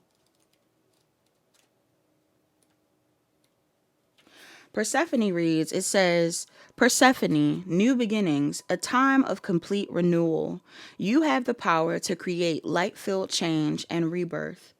Persephone is a Greek maiden goddess who was captured by the king of the underworld, Hades. Shout out to Pluto. Shout out to Pluto. Persephone. You want to know what's funny? I told people about this before. When I made my name for this channel, I chose Pluto as my name. Like I just said that my name was Pluto because I am Scorpio dominant. So I just went with Pluto because I said Pluto's Muse. Pluto's Muse was the name. So I was like, let me just name myself Pluto just because. And people always ask me like, why'd you name yourself Pluto? Da, da, da. It was just because my name was Pluto's Muse. It had nothing to do with me being like, and I truly resonate with Pluto and da, da, da. No, it was nothing like that. I actually learned more about Persephone and Hades and all of that stuff after going along with the name. But I didn't know of the story of Persephone. I didn't know about Persephone. And technically, if Pluto is considered Hades' planet, if it's Hades' energy, wouldn't Pluto's muse be Persephone? Okay, I digress.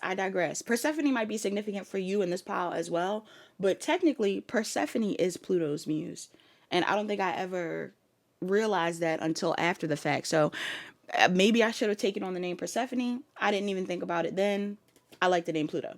It says Persephone. But maybe I don't know. I'm going to just keep that in mind because I didn't realize it till after the fact, but that could be significant. It says Persephone is a Greek maiden goddess who was captured by the king of the underworld, Hades. After eating the pomegranate seeds Hades offered her, Persephone became queen of the dead, agreeing to spend 6 months of each year underground. On Earth's surface, this created winter.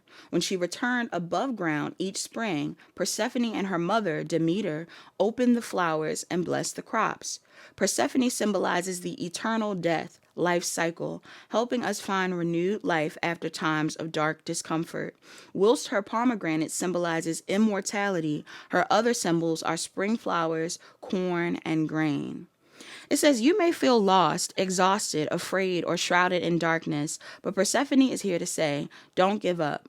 She reminds you of the dual feminine powers of diving underground only to rise up again totally renewed.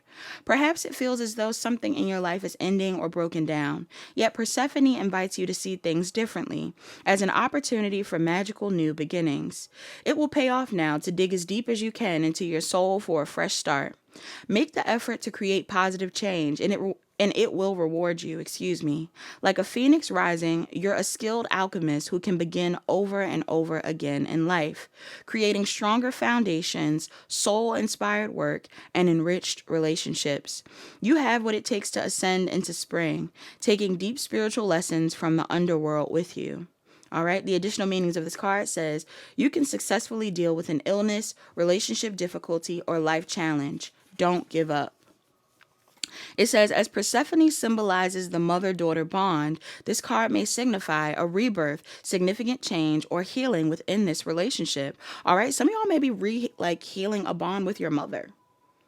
Somebody could have gotten in the way of a bond that you had with your mom. Maybe some of you guys are healing a bond that you had with your mother. Or if your mother has passed on or anything like that, some of you guys are healing that bond beyond the grave. Or, yeah, like I'm getting something here about that. You also have, you're a complex, intense soul who needs testing periods in your underworld to recall your spiritual power and alchemize your light. Quite literally, for some of you, you are being told to go within a cave that you're making for yourself, your underworld, quote unquote underworld, and so that you can rise later on and show people what it is that you've grown, like Persephone.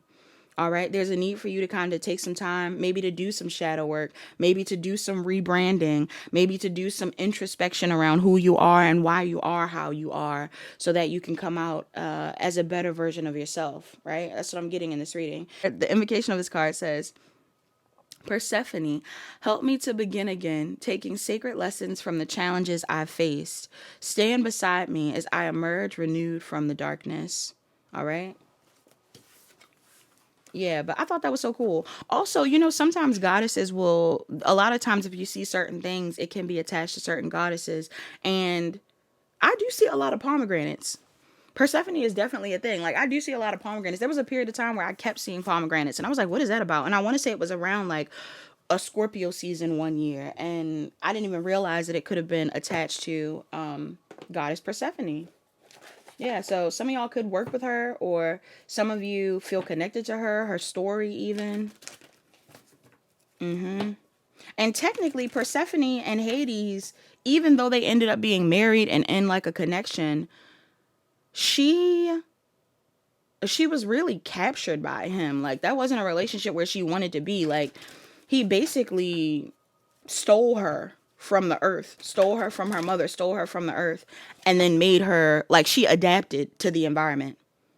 Okay, so that could be something as well. Some of y'all could feel like maybe some of you have been in relationships or have been in, again, family dynamics, or friendships, I don't know, where you feel like people really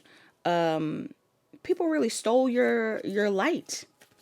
And maybe you became, or you need to take a second to figure out exactly who you are, so you can show up in the world for exactly who you are, in the now, in the present moment.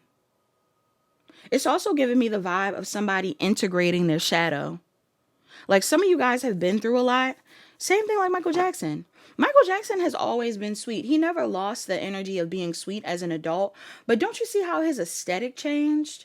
As he got older, he started to get more into like black and metal and steel and, all these types of things. And I feel like that was very cool of him. Even the gold and things like that. Like, his aesthetic started to shift from the Jackson 5 era and from his early years because he became more of himself. But I think it's interesting that, like, even him stepping into like the Bad album and things like that, I feel like that might have been his Persephone moment. Like, his moment, it's like a villain era. That was the time where he was like, okay, now I'm finally who I need to be, or I'm no longer a victim. This is somebody breaking out of victim mentality in this pile. Some of you guys are ready to break out of victim mentality. Messages for the people in this reading. Yes, you have humor. I choose to focus on the lighter side of life. Some of y'all are quite literally coming out of a period of like shadow work and dark times and maybe feeling bad or feeling hurt about the things that you've been through. And you're, it's like you're taking it with a grain of salt. You're like looking at everything. And you're like, life is just interesting. You also have death. It says, I'm learning that endings are merely beginnings. Yeah. Somebody in here, you could have Scorpio placements. All right, you could be dealing with a Scorpio, but I'm getting scorpionic energy from the person in this pile. Somebody needs to look at where their Pluto is in their chart. Look at where Pluto is in your chart, person in this reading. Somebody may also want to look into, if you have any Scorpio placements, look at how that is being aspected. Because even with the North nodes changing, all the fixed signs are going to be affected. Jupiter moving into Leo is affecting all the fixed signs. If you have any fixed placements, some of y'all are definitely being impacted by the shifts that are going on. Maybe it's making you feel called to expand. Okay, you could also be a Leo. Somebody in this pile feels called to expand, or maybe there's like major placements in your chart that are being aspected through certain transits that are making you feel like it's time for me to step up. It's time for me to do my own thing. It's time for me to evolve. Yes. You also have judgment. It says, I understand that everyone has their own unique paths and challenges. I also feel like in the time that you are shifting out of one period of your life into the next, there's no need for you to judge yourself or others. Like I said, some people are on different paths. Some people are going through different things. Everybody has a different experience. And I kind of get the vibe where it's like, even though, even if you have been mistreated by certain people, there's a need for you to know that that might not be the root of their character. It might not be a thing where it's like, this is how they've always been. Some of them had a Joe Jackson, some of them had a family member that treated them horribly and now they are who they are. Some of them had toxic relationships prior to you and now they are who they are. Like, I'm getting something here about somebody, again, being a product of their circumstances, their experiences, their environment. And you possibly being the same type of person. However, you are alchemizing what you've been through and using it to your advantage. You also have imagination. It says, I embrace and nourish the creative aspect of my mind. Yeah, some of y'all are seeing beyond the limits that have been set for you. Mentally, physically, spiritually, emotionally. If people have tried to put you in a box, you're going beyond that. If you feel like people haven't accepted you or loved you in the past for who you are, you're not worried about the people from the past. You're doing what you want to do. You're showing up how you need to show up. Bottom of the deck, you have patience. I accept that everything happens in divine order. Yes. And you're letting yourself take time when it comes to flourishing. That's another thing about Persephone. The fact that she was in the cave for 6 months. Some of y'all might feel like you need to duck off for 6 months. Like you might need half a year, to evolve. Maybe that's what you want to do. Others of you, you've been away for half a year. You've been focused on yourself for a certain amount of time. And now summertime is here. Now the year is unfolding. Now the north nodes are changing. Now Jupiter is in Leo. You're like, it's time. This is my time. A love oracle that came out for you. You have healing. It says, imagine yourself and your beloved surrounded by light. Feel your relationship being healed this very moment. Okay? So some of you guys, there is a relationship in your energy that you want to heal. Okay, maybe healing one relationship requires leaving another behind, or separating from a previous way of thinking or group of people. I don't know, but I'm definitely getting the vibe that some of you guys could be healing something with someone, whether it's a family member, lover, friend, what have you. You also have, it is important right now to take a step back and spend some time alone. Instead of placing your focus on one another, now is a time to give to yourself. Okay. What's self-care for the people in this reading? These piles are always so long. I can't help it. I can't help it, my God. Messages for the people in this reading. You have positive affirmations. Some of y'all need to work on positive affirmations. Yeah, speak kindly to yourself, people in this reading. If you're not very kind to yourself, definitely work on that. You have movement. Some of y'all want to get into yoga, Pilates, all right, the gym in general, walking. You have spend time with friends. Yes, I'm getting like some of you have friends that you really are meant to connect with. You should. And you have create art. Yes, you have create art. Bottom of the deck, you have dream journal. I love that for you. A lot of you are being called to spend some time on your own. But if you have people that are also supportive of your evolution, you can spend time with them. Be around people that support the best version of you. And honestly, the best version of you is the most authentic version of you. So be around people who really are supportive of who you are in entirety, every aspect of you. You know, they love your culture. They love your music taste. They love your style. They love your humor. They love your personality. You know, they're not making you feel bad for who you are. They are embracing who you are. They're celebrating who you are. Be around people like that. All right. Your mantras to close out this pile. You have, I can decide today, to recalibrate my energy and commit to love and joy. I can decide today to recalibrate my energy and commit to love and joy. Bottom of the deck, you have, when I truly surrender my desires to the universe, a mighty force of faith can set in. When I truly surrender my desires to the universe, a mighty force of faith can set in. All right? That's all that I have in this pile. Please like, comment, share, and subscribe. Turn on your notification bells. Check the description box down below to book a personal reading. Book a personal reading if you need further guidance. Hi, pile 3. You're the pile that chose the moon card and CHRYSOCOLLA. All right. Somebody in this pile, you could be a Pisces or Cancer. You could be dealing with a Pisces or Cancer. I know I haven't been naming the signs, but I can't avoid it. I can't avoid it in this file.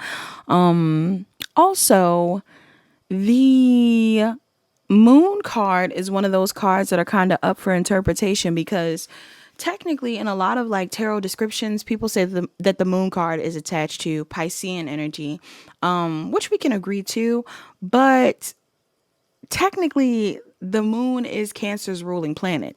So we're using the moon card. We're using the moon card today because that is what it's representative of in this reading, okay? Moon card can also signify some level of mystery, all right? Hidden things, secrets, hidden emotions, deeper emotions. I think about the tides when I think about the moon. So I think about like the ocean and the ebb and flow of the ocean and things like that. Mysticism, divine femininity could be tied to the moon. I'm also getting feminine, but like maternal energy is relevant to the moon. I always think it's so interesting too, because on the moon card, the moon is facing sideways. It's like you're seeing the profile of the card or of the actual moon. Like if the moon was a person, the moon would be facing the side. Like it wouldn't be directly in front. So that could be significant. I'm also thinking about that Sade album where she is to the side, like where you see her profile. That could be significant. Somebody could be a Capricorn. They don't have to be. Capricorn is also the opposite of Cancer energy. So something here about opposite signs could be relevant. Duality could be relevant. Yeah, but that's what I'm getting when it comes to the card. Overall, I'm getting whoever chose this pile, you may be heavily affected by the moon. You may have a really significant moon placement, whether it is exalted or in detriment. All right. And what else? I believe the moon in astrology, when it comes to like an astrological birth chart, the moon is exalted in Taurus and the moon is in detriment in Capricorn. So somebody in here, you could be a Capricorn moon or a Taurus moon that may be relevant, dealing with one. Is there anything else?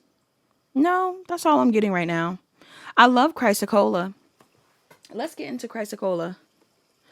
Also, pile 3, I just so happened before I got into this pile, I started lighting a candle. I decided to light a candle for this moon.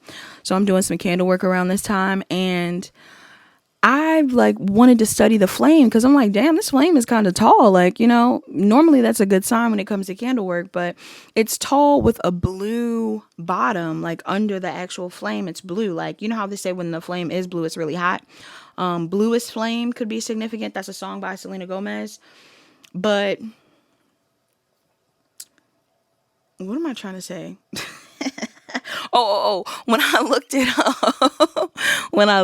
up, the blue flame with the yellow flame on top burning tall means that my connection to spirit is very strong and that the candle work is really working. Okay. So somebody in here, maybe you're studying the flames that you are lighting when it comes to certain candles around this time, or you're being told to, or some of you guys, maybe next time you light a candle, you want to study the flame. There's so much behind candle work in general when it comes to like how much smog is on the actual glass, and how the candle is actually burning, how long it burns, and all kinds of different things. So somebody in here, you could be someone that practices candle work, or maybe you're feeling called to do so around this moon or in general, or that is significant. Let's get into Chrysocolla. Chrysocolla makes me think about Ricola, which is the cough drop. Somebody in here, you could be eating a cough drop, or you could have a cold, or somebody feels like they need more cough drops for their throat. Okay, you could have a cough, just a cough in general. Somebody could be sick, you or someone else. Okay, but it says Chrysocolla, open up channels of communication so that you can speak your truth with Chrysocolla. The color is blue-green. It says yes. It says Chrysocolla ranges from blue to green in color. Yes. Good for communication. If you got to make a speech or share your knowledge, then this stone could be just what you need. All right, I'm hearing, I got what you need. What you need. That's Jay-Z and Kanye West. Somebody in here, you could be a Sagittarius or a Gemini. Some of y'all could also have gone to the Jay-Z concert recently. You've been seeing a bunch of videos from the concert. They're everywhere. You could be from New York. You don't have to be. Or you could be from Chicago. Okay, Chicago or New York could be relevant. There's also another excerpt here that says, inspires creativity. For centuries, Chrysocolla has inspired creativity. Its name comes from the Greek word chrysos, which translates as gold, and colla, which means glue. In ancient Roman times, goldsmiths used the rock as solder to weld pieces together. Renaissance painters also use of Chrysocolla. Renaissance painters also made use of Chrysocolla, and would grind it down to make pigments of paint. Literally, they just said that about Azurite. That was in the other pile. So some of you guys may feel drawn to another pile. Also, seeing Renaissance made me think about Beyonce. So Virgo could also be relevant, which could also be relevant to the other pile. You also have cool down. It says ancient Egyptians called Chrysocolla the wise stone, and it was a favorite for negotiations. Cleopatra famously loved Chrysocolla and carried it with her everywhere she went. Among its uses, it was believed to act as a shield, stimulate the mind, and encourage sensitivity. Okay. Also, I'm seeing power up. It says to enhance. To enhance the impact of Chrysocolla, you can pair it with its cousin crystals of malachite and blue azurite. I can't make it up. Some of y'all, if you have azurite, you need to sit it next to your Chrysocolla. If you got Chrysocolla, put it next to your azurite or your malachite if you have those things. That's crazy. It says this combination will amplify the stone's effect on your body, allowing for greater self-understanding and communication. Ooh, I love that. I love layering crystals and things like that. If any of you guys want to purchase new crystals, definitely check out my coupon codes for Otter Spirit. Shout out to Otter Spirit. Love y'all. Some of you guys would benefit from buying new crystals or working with new crystals around this moon, or just getting some for the future in general, ones that will benefit you when it comes to whatever it is you feel like you need help on. Some of y'all may feel like you need help when it comes to communication. Get more blue crystals. Also, there's another excerpt here that says the teaching stone. It says Chrysocolla is known as the teaching stone because it enables communication, knowledge, and transformation. Hold this stone close for speeches or public speaking, as it is connected to the throat chakra for communication and the heart chakra for compassion when interacting with others. For some reason, while reaching while reading that excerpt, I was thinking about the giving tree. And I'm saying reaching is relevant because the little boy kept like basically reaching to grab stuff off of the tree, or was trying to take from the tree. I don't know if any of you know about the giving tree, but that's coming up in this reading. Maybe I should read the message behind that book. Hold on. Yes, The Giving Tree was written by Shel Silverstein. I used to love a book growing up by Shel Silverstein. I actually think I used it in like an old pick a card that I did on this channel. It was like a pick a card around the inner child. Something about your inner child could be significant in this Pile 3. But it was the book called Where the Sidewalk Ends. I loved that book because it was filled with poetry, filled with little stories, and it had really cool artwork. His artwork is very unique. Shel Silverstein. I don't know if he's the one that is drawing it. Oh, he is. He is the author and illustrator. TTT. He is so T for that. Honestly, that's amazing. That is amazing. Wait, what is Shel Silverstein's sign? Shel Silverstein is a Libra. Okay, he's a September Libra. Wow. Okay, so that may be relevant. Somebody's brother could also be relevant because I'm looking at a couple dates here and I'm seeing my brother's birthday. But it says the plot of this book, it says the book follows the lives of an apple tree and a boy who develops a relationship with each other. The tree is very quote unquote giving and the boy ages into taking. Teenager, a young man, and middle-aged man, and finally an elderly man. So the tree is basically about how this man is taking from this tree into old age. And the tree just gives. And the tree just gives. I believe this book was like banned or something at some point in time. Actually, let me look. I'm going to say, was this book banned? I'm here. Get them banned. Yeah, it says Shel Silverstein's The Giving Tree has occasionally faced bans and challenges, most famously by a Colorado public library in 1988.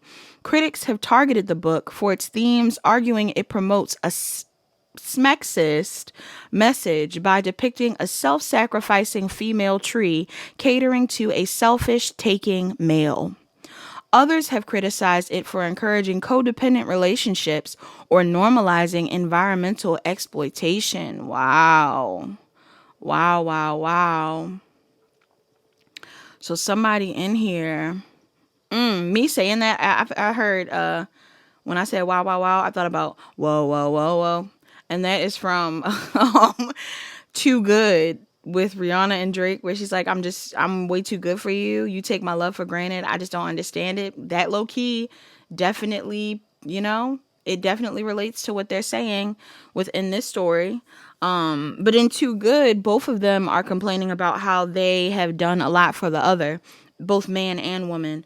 But apparently people were banning that book because it was given that tree was a woman. And that man just kept taking from that woman. So I don't know if that is significant for somebody in this reading. Maybe somebody in here, you could be a masculine that is dealing with a feminine that feels like you are taking from them. Others of you, you could be dealing with someone that's very giving to you. What's the sad part about all of this, though? You could also be a woman that feels like a man has taken from you and you've given a lot. But you want to know what the sad part about that is? Sometimes, especially in codependent relationships, like a lot of times in codependent relationships, things probably would have never gotten as toxic as they do if people just knew how to set boundaries. If people understood what it was like to consider other people's feelings, but also how to set boundaries. And unfortunately, I've never been one to fully side with the person that feels like they gave too much because, at one point in time, I've definitely been codependent on people in the past. And, even when I think about the giving tree, it's almost making me feel like parents and children. How some people say like parents will go, I did everything for you. And the kid's like, I didn't ask to be born. You know what I mean? Like, I understand the complexities of relationships. But I don't think people talk enough about how people pleasing is a form of manipulation. And this isn't to victim blame. I would never do that. However, I feel like a lot of times we as people will complain about all the things we do for people. And you just got to realize that, like, if you decide to be very giving or kind to somebody, that's your time that you are spending on someone. Nobody is going to label that a waste if you don't. If you say it was a waste of time, then you wasted your time. If you feel like you should have put that energy towards something else, then, that was on you.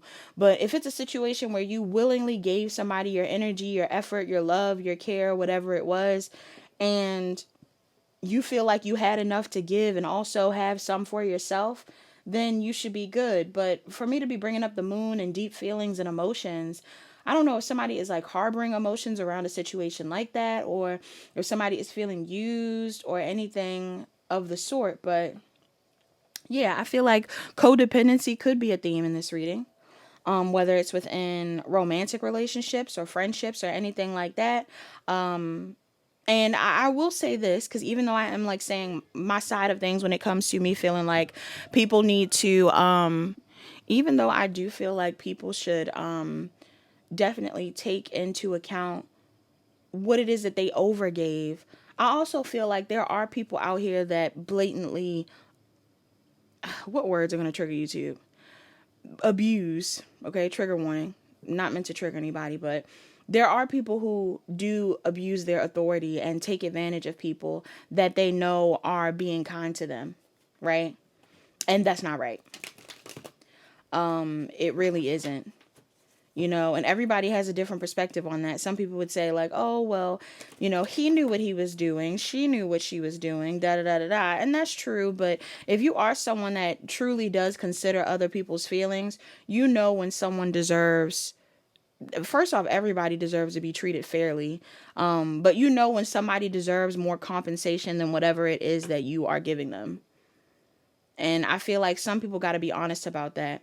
Same thing like leading people on, like leading someone on to make them feel like you're going to be committed to them and all of that stuff, even though there's a part of you that is, in your mind somewhere, you're like, no, I don't plan on giving them anything. And you're just like letting somebody treat you a certain type of way, take care of you, whatever it is, just so you can get the benefits of that. That is wrong.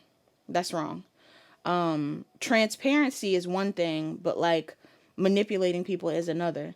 If you tell somebody the honest truth of what you want and they're like, well, I'm still willing to give to you, da da da da, it really is up to you whether you want to be in that situation. I've seen plenty of people be in situations where they're like, oh my gosh, this woman or this man is like willing to do all of this for me. And I already told them I don't want a relationship. I already told them that I don't want to be with them. And the person's still pouring into me.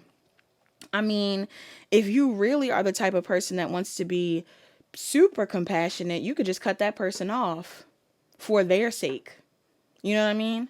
But not everybody is thinking like that. Some people are thinking like, oh, well, I'll just drag it out, or I won't even tell them the truth, I'll just do whatever it is. So I don't know if somebody is in a situation like that. Some of you in this pile are victims of that. Others of you in this pile have been on the other side where somebody was overgiving, or you're thinking about situations where you may have felt like you overgave, and I don't know, maybe you don't want to give anymore. You feel like you've done too much. All right. Somebody in here could be saying 444. That may be relevant for you. If you've been in a season of life where you've given a lot and you feel like you haven't gotten what you needed in return, or you feel like somebody kind of abused your kindness or your generosity, I definitely see you coming out of that cycle, pile 3. Many of you could be cutting off someone or leaving someone behind to start a new cycle of your life soon. Because I feel like you're going to stop trying to prove to this person that you are either right, or you're going to stop trying to prove to this person that you're worthy. Somebody could have been trying to prove that they're worthy of someone. Maybe you've been trying to get someone to like you or see you as valuable, or I don't know, y'all.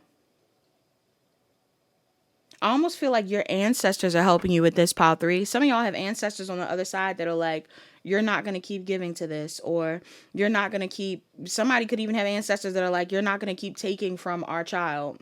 You're not going to keep hurting our child. You're not going to keep hurting this person that's supposed to be helping people, or you're not going to keep giving to someone that isn't seeing your value. Something is being divinely orchestrated. Somebody is being removed from a person. Who is this person?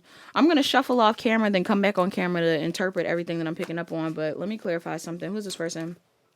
For some of y'all, this is a toxic mother figure. Mm-hmm. Or someone, it could be a toxic wife, mom, mother figure. We got the Empress in reverse. It's somebody who is not who they portray themselves to be. Yeah. For some of you, even if it's your mom, this mother could be very self-serving. Or if this is like a love interest, this could be someone that is very self-serving. Some of you guys have been trying to prove yourself to this person or get this person's attention, or you've been trying to, I don't know. Also, for some of you, when we talk about the whole people-pleasing manipulation pipeline, I'm also getting a vibe here too of like somebody that might have been nice to you for the wrong reasons. Some of you have dealt with people that have given to you and would never let you forget it. Will always throw it back in your face. May always remind you of the things that they do for you. May even bring it up when they need you to do stuff for them. Oh, you don't want to do this for me? Well, you don't remember that time when I da da da da da da da? Oh, you don't want to do this to me? That's a shame. For everything that I've ever done for you, I'm getting somebody could be having this type of discussion. If that's not you, some of y'all might be you. Some of y'all might be you. I hope it ain't you. But for some of y'all, somebody could be doing things for someone and throwing it back in their face. Or somebody is giving to someone with the intention of manipulating something. So let's do the tarot. I'm going to shuffle it and then come back and talk to you guys. Also, I just saw 2020 on the timestamp, and that may be a relevant year for you. All right, pile 3. Pile 3, I feel like somebody is ready to move forward. There's a cycle that's moving forward. Someone is ready to I'm getting that someone, I'm thinking about the song by K1 called War is Over or something like that.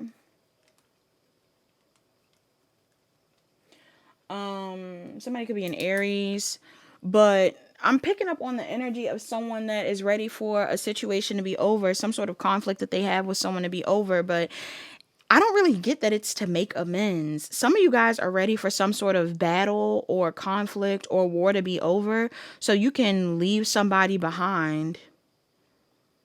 I'm getting somebody in this pile is ready to leave somebody behind. Some of y'all are actually pretty sad because you might start to realize, or you have realized, that there is someone in your energy that you are just not going to be able to be around. I don't know if this person is trying to call you into their reality, or if you have been trying to call this person in. Like I said, some of y'all have been wanting this person to see you differently or love you or support you or anything like that. But I'm kind of getting the vibe that this moon may kind of reveal to you how you truly feel. And how you may feel is like it's too much conflict going on. For some of y'all, there's like a custody battle going on, or arguments over assets, or something going on in regards to a home, a business. Again, it could just be like a relationship. Maybe there's conflict within a relationship. Some of y'all could be going through a divorce. I'm not sure.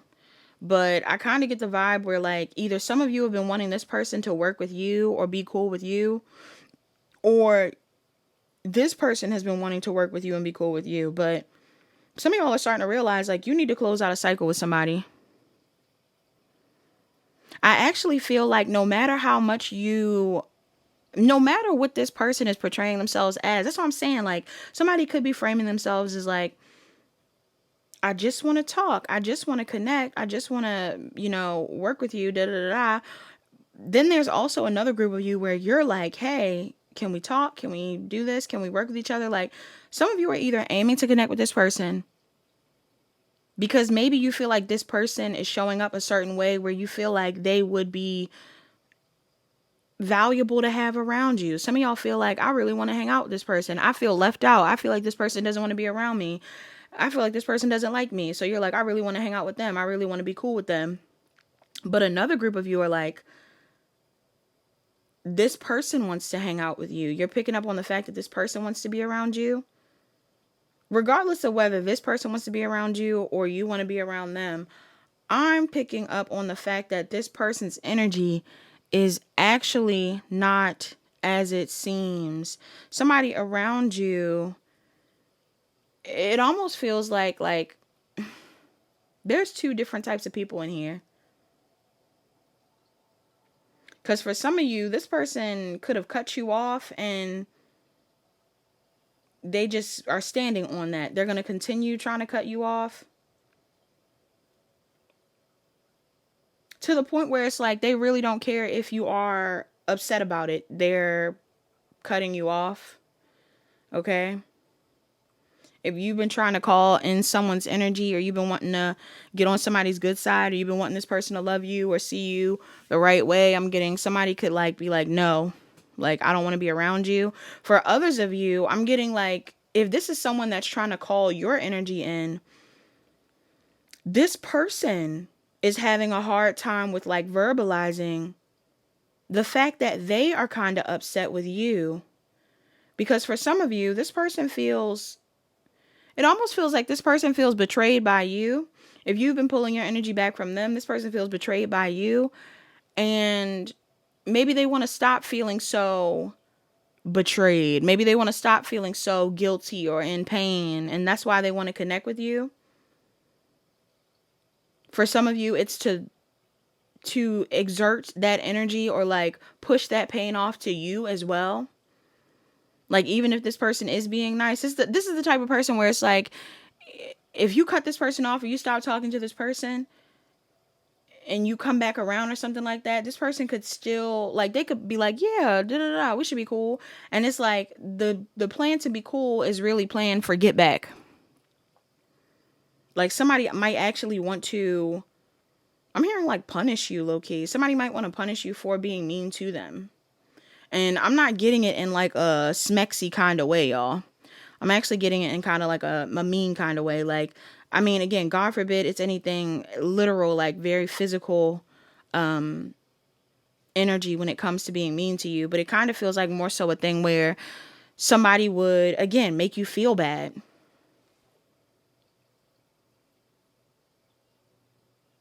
Yeah. Because they feel bad. And I feel like somebody in here, you might be having that realization. Like, hold up. Especially if somebody like love bombs you. Some of y'all might end up getting love bombed by somebody. Or there's something here where it's like in the midst of you moving forward, or this person realizing that you're moving forward. Yeah, I'm getting a love bomb vibe. In the midst of you moving forward or going towards new opportunities or connecting with new people or anything like that, you might see somebody come your way. They don't have to be a feminine, by the way. I said Empress in reverse, but this could be a man. It could be a feminine or man. Doesn't matter. Any type of person. Somebody may come your way because they're noticing that you're no longer invested in them, or you're giving to other people, or yeah, it's just like maybe their tactics don't work how they used to anymore. I feel like this is someone that is seeing you move forward and it's bothering them. For others of you, there's a version of life or love or connection that you desire that this person cannot offer, or that you have not experienced with this person. Maybe there's another person that you've connected with that has shown you love, or like there's something here about you seeing other people experiencing a more healthy or reciprocal love and you being like, damn, that's what I want. Like, I don't want whatever this is. Because whatever this is kind of messy. For some of you, like I said, either you've been trying to call in this person and maybe you're starting to realize like you're not going to get what you want with this person. Or for others of you, this is someone that's been trying to reconnect with you or pull on your energy. And it's like, you know for a fact that this is not the type of dynamic where you will receive the type of love or support or reciprocity or, I don't know, like mutual respect even that you desire. This person may not respect you.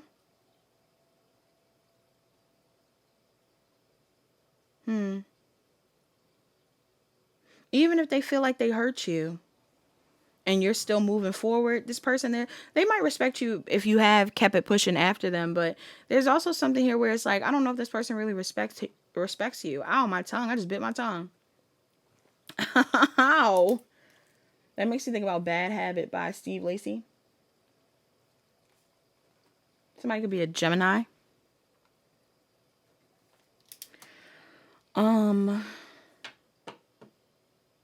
Yeah, for somebody in this pile, you might actually have someone that you already want to connect with. Who is this?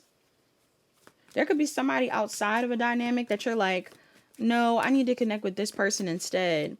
It could even be a thing too where like maybe you got beef with a parent, but you're like, but me and my sibling are cool. You know?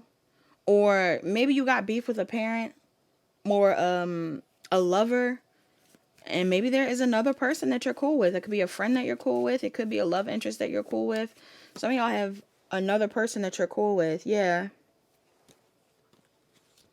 Yeah, and it could either be somebody from your past or it's someone that you feel like you are meant to be connecting with. Some of y'all are going through changes. There's some sort of new beginning in your energy, people in pile 3. I don't know if this is a completely new person or if this is just new energy overall. Some of y'all have gone through changes that are leading you down a new path, and you don't need to entertain this person if they're coming back around because you're in a new cycle. And it looks like that's what you want to end. You want to end this toxic cycle so you can move forward. That's what I said. Like, you want the war to be over, but less because you want to be with whoever you're fighting with, more so that you can just move forward in general.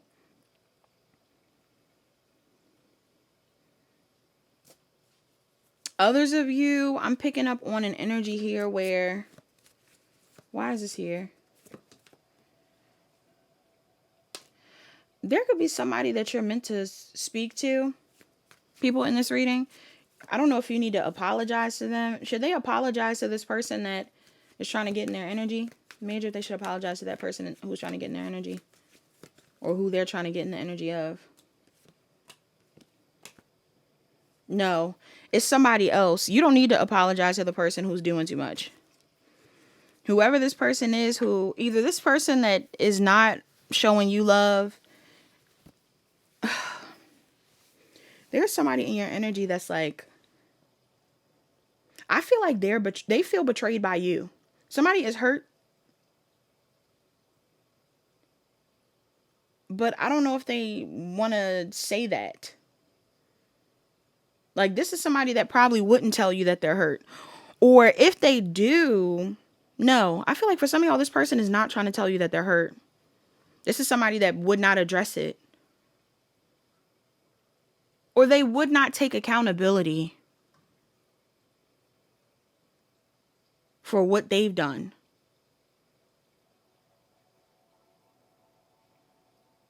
This is odd. Some of y'all need to, major if they should forgive themselves. Some of y'all either need to apologize to someone or you need to forgive someone. For some of you, it could even be yourself. For some of you, it might be yourself.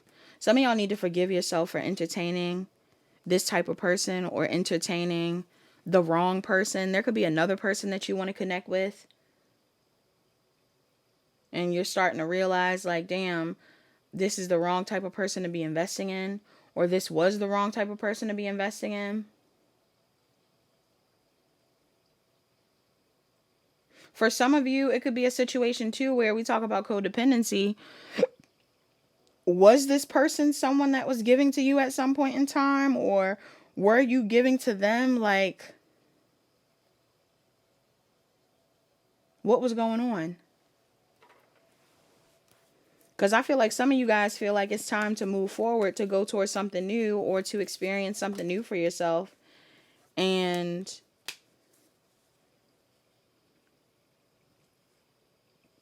for some of you, this is really like a two-way street type of thing. There's a lesson that you're meant to learn from this about how you acted on your end.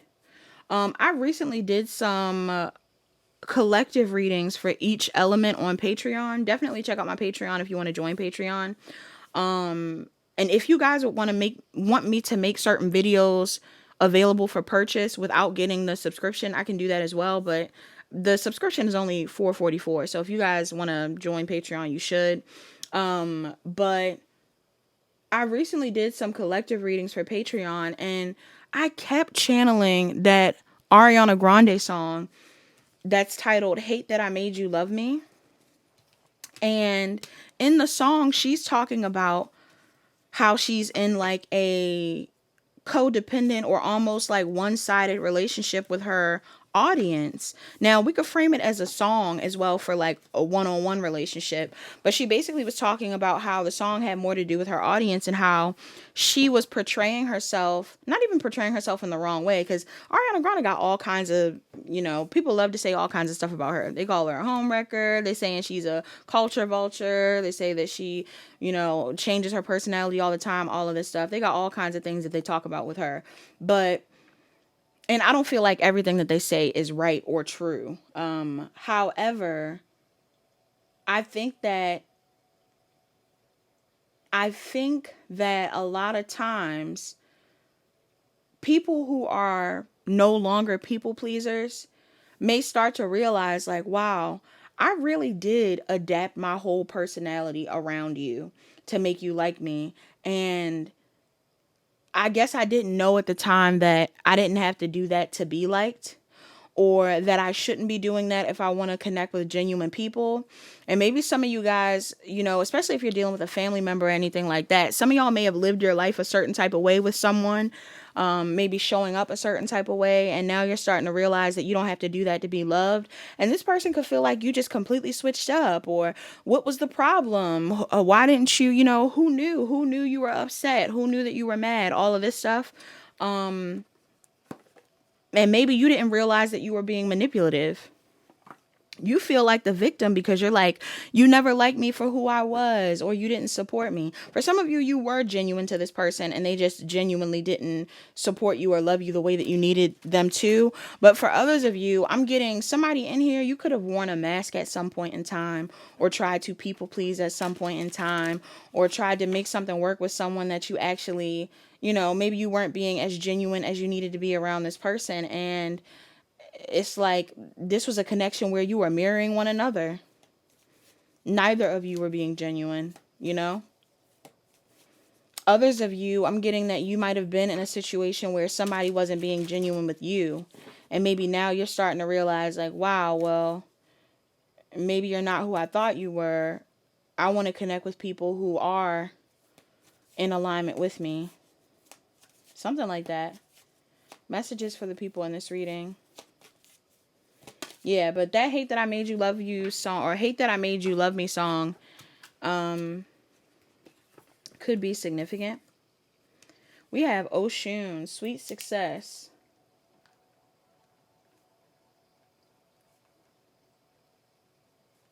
Some of y'all could work with Oshun. We've been getting a lot of goddesses in these readings. I love that. Okay, Oshun, let's read it. Oshun says, Oshun, sweet success, giving birth to your own prosperity, feminine leadership.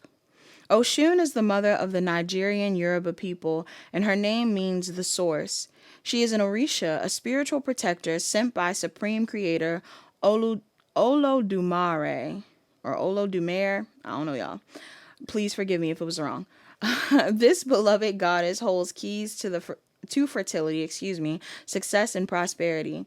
Women pray to her to help them get pregnant. The patron saint, Patreon. Come on, Patreon. Y'all say no.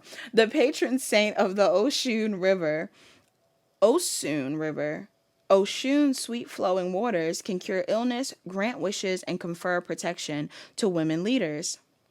Her colors are yellow and amber.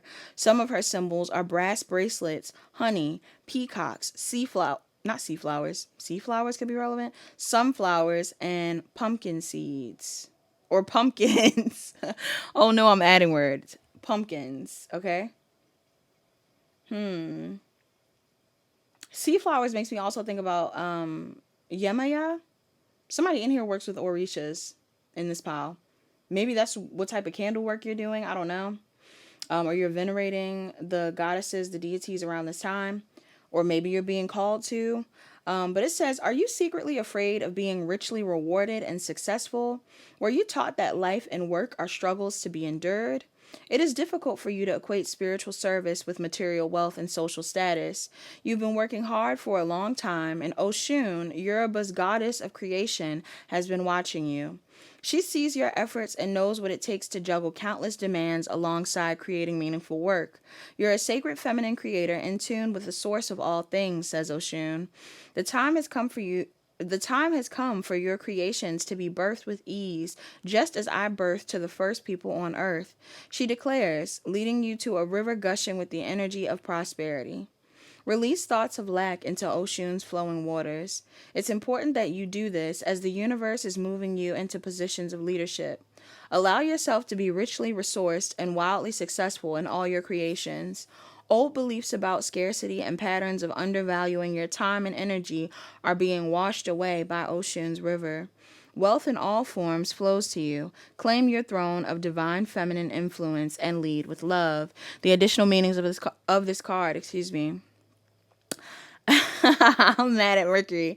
The additional meanings of this card says, what you're inquiring about will be successful. A promotion of leadership, a promotion or leadership position is within your reach. Increase what you charge for your services. Work on limiting beliefs about money. And this is a positive message about pregnancy or adoption. All right. The invocation of this card says, my creations generate rich rewards. I accept sweet success. Okay. There's a song by, I believe they're called Spillage Village. And I think it features Earth Gang, but there's a song called Oshun that came to mind while I was reading that. Okay. That song actually has to do with some form of a relationship. Some of y'all could have a relationship with someone. I don't know if it's this person or a completely other person, but some of y'all could be like comparing and contrasting a relationship between one person and another person, and you're like, that other person is way more romantic, okay? Compatible. Maybe they understand you more, something like that.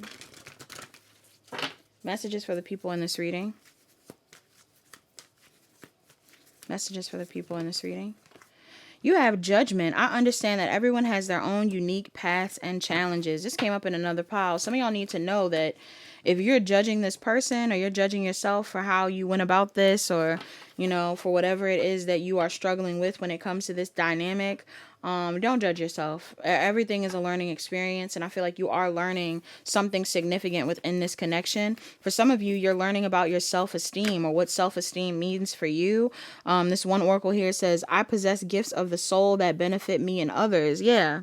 Somebody needed to know their worth. So the universe, God, your ancestors put you in a situation where you really had to choose yourself. And I feel like you are. I feel like you are choosing yourself, or you needed to choose what was best for you. Some of y'all had to figure out what wasn't best for you so that you could find out what is. You also have trust. It says, I trust. No, it says, I accept that my inner voice will always guide me correctly. Dang, this pile is doing a lot. Also, it says, love. I commit to the practice of seeing the good in all things. Yeah. Some of y'all, you love yourself, you love your life. You might have loved this person, but it's like, you know, lesson learned. Okay. What's a love oracle for this reading, actually? Love oracle for this pile. What's a love oracle for this pile? A love oracle for this pile. It says, let there be closeness between you, but always give each other space. Love never claims, it simply allows and gives. All right? Look, with the giving tree. Love never claims, it simply allows and gives. Yeah, it's like if someone wants to give to you, receive that with gratitude. But if they don't, and you just love this person, let them live.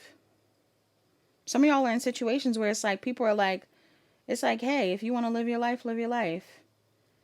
This is almost giving me the vibe. Yes, when we talk about codependent relationships, this is even giving me the vibe of like letting other people have space. Oh, my throat. This is giving me the vibe of allowing your partner to have space. Like, are you the type of person that feels like you need to be always up under someone? Or are you willing to, like, if your partner says, hey, I need a day to myself, give them a day. I want to hang out with the friends. Let them hang out with their friends. You know? Without guilt tripping them, or, you know, it's not always a guilt trip. Because again, like I said, I've definitely been in situations where it's like, you know, oh, well, I want to hang out with you, or I want to be around you, or anything like that. Like, I've definitely, whether it's friends, lovers, all kinds of stuff, I've definitely been in situations where you might not feel like what you're giving is being appreciated. But depending on how it is that you're choosing to give to people, you don't weaponize the things that you do for people. You're not supposed to weaponize the things that you do for people. The love that you show, the kindness that you give, all of that stuff. You're not meant to do that. You're not supposed to keep score. You know, like somebody in here, I don't know if you're in a situation where somebody is keeping score, or if things are very tit for tat or anything like that. But, you know, maybe that's what you're trying to move away from, because you would much rather there be a level of compassion shown within a connection, or yeah, like reciprocity, and no need for you to feel like, oh, well, you know, I'm also getting entitlement. Like, I don't know if you're around people that feel entitled to your time, entitled to your energy, entitled to your resources, but everybody is their own person. And that's why boundaries exist. Some of y'all may need to set boundaries, or you are doing that right now. It says, look inside yourself. Examine what is causing you to feel this way. If you're feeling some type of way, your guides are saying, look inside yourself. Don't look at the other person. Don't blame anybody else. Make sure you're looking at your part in a situation, pile 3. How did you get here with this person? How did things get this way? Why did it end this way? Why does it need to end? Why do you feel more aligned with other things? What have you learned from this? Some of you are musicians. You could be dealing with a musician, or you're meant to be making some form of art, music, or anything like that out of what you're going through with this person. Others of you, I'm also picking up on something here around the music you listen to. Make sure you're listening to things that are in alignment with maybe what you're trying to manifest rather than what you've been through. You also have connect with fire. Some of y'all could be invited to like a, what do you call it? Like a barbecue or a bonfire or something in the near future you may want to go to. Intuition, trust your intuition around this situation, around yourself. And burning bowl rituals. Some of y'all need to do a burning bowl ritual around this moon. This really isn't a moon around releasing, so there's not much that you could do a burning bowl ritual at any time. There's not many things that you probably want to release. However, you may want to manifest certain things with this new moon. And if that's the case, then, you know, you could do a burning bowl ritual for that as well. Messages for the collective in this reading. Messages for the collective in this reading. You have, it is good to feel good. It is good to feel good. You also have manifesting is the creative process of aligning with the energy of the universe to co-create an experience that elevates my spirit and the spirit of the world. Yes. May all our manifestations also support the spirit of the world. I hope everything that you ask for yourself and for your future and for, you know, your kids or whatever you're manifesting for, pile 3. I hope everything that you ask for is in alignment with the betterment of the planet, for sure. Bottom of the deck, it says, when I live and act from a place of spiritual alignment, I can trust that everything is working out for me, even if I don't know when or how it will happen. When I live and act from a place of spiritual alignment, I can trust that everything is working out for me, even if I don't know when or how it will happen. Okay, that's for somebody. That's all I got. Please like, comment, share, and subscribe. Turn on your notification bells. Check the description box down below to book a personal reading. Book a personal reading if you need further guidance. Talk to you guys later. Bye-bye.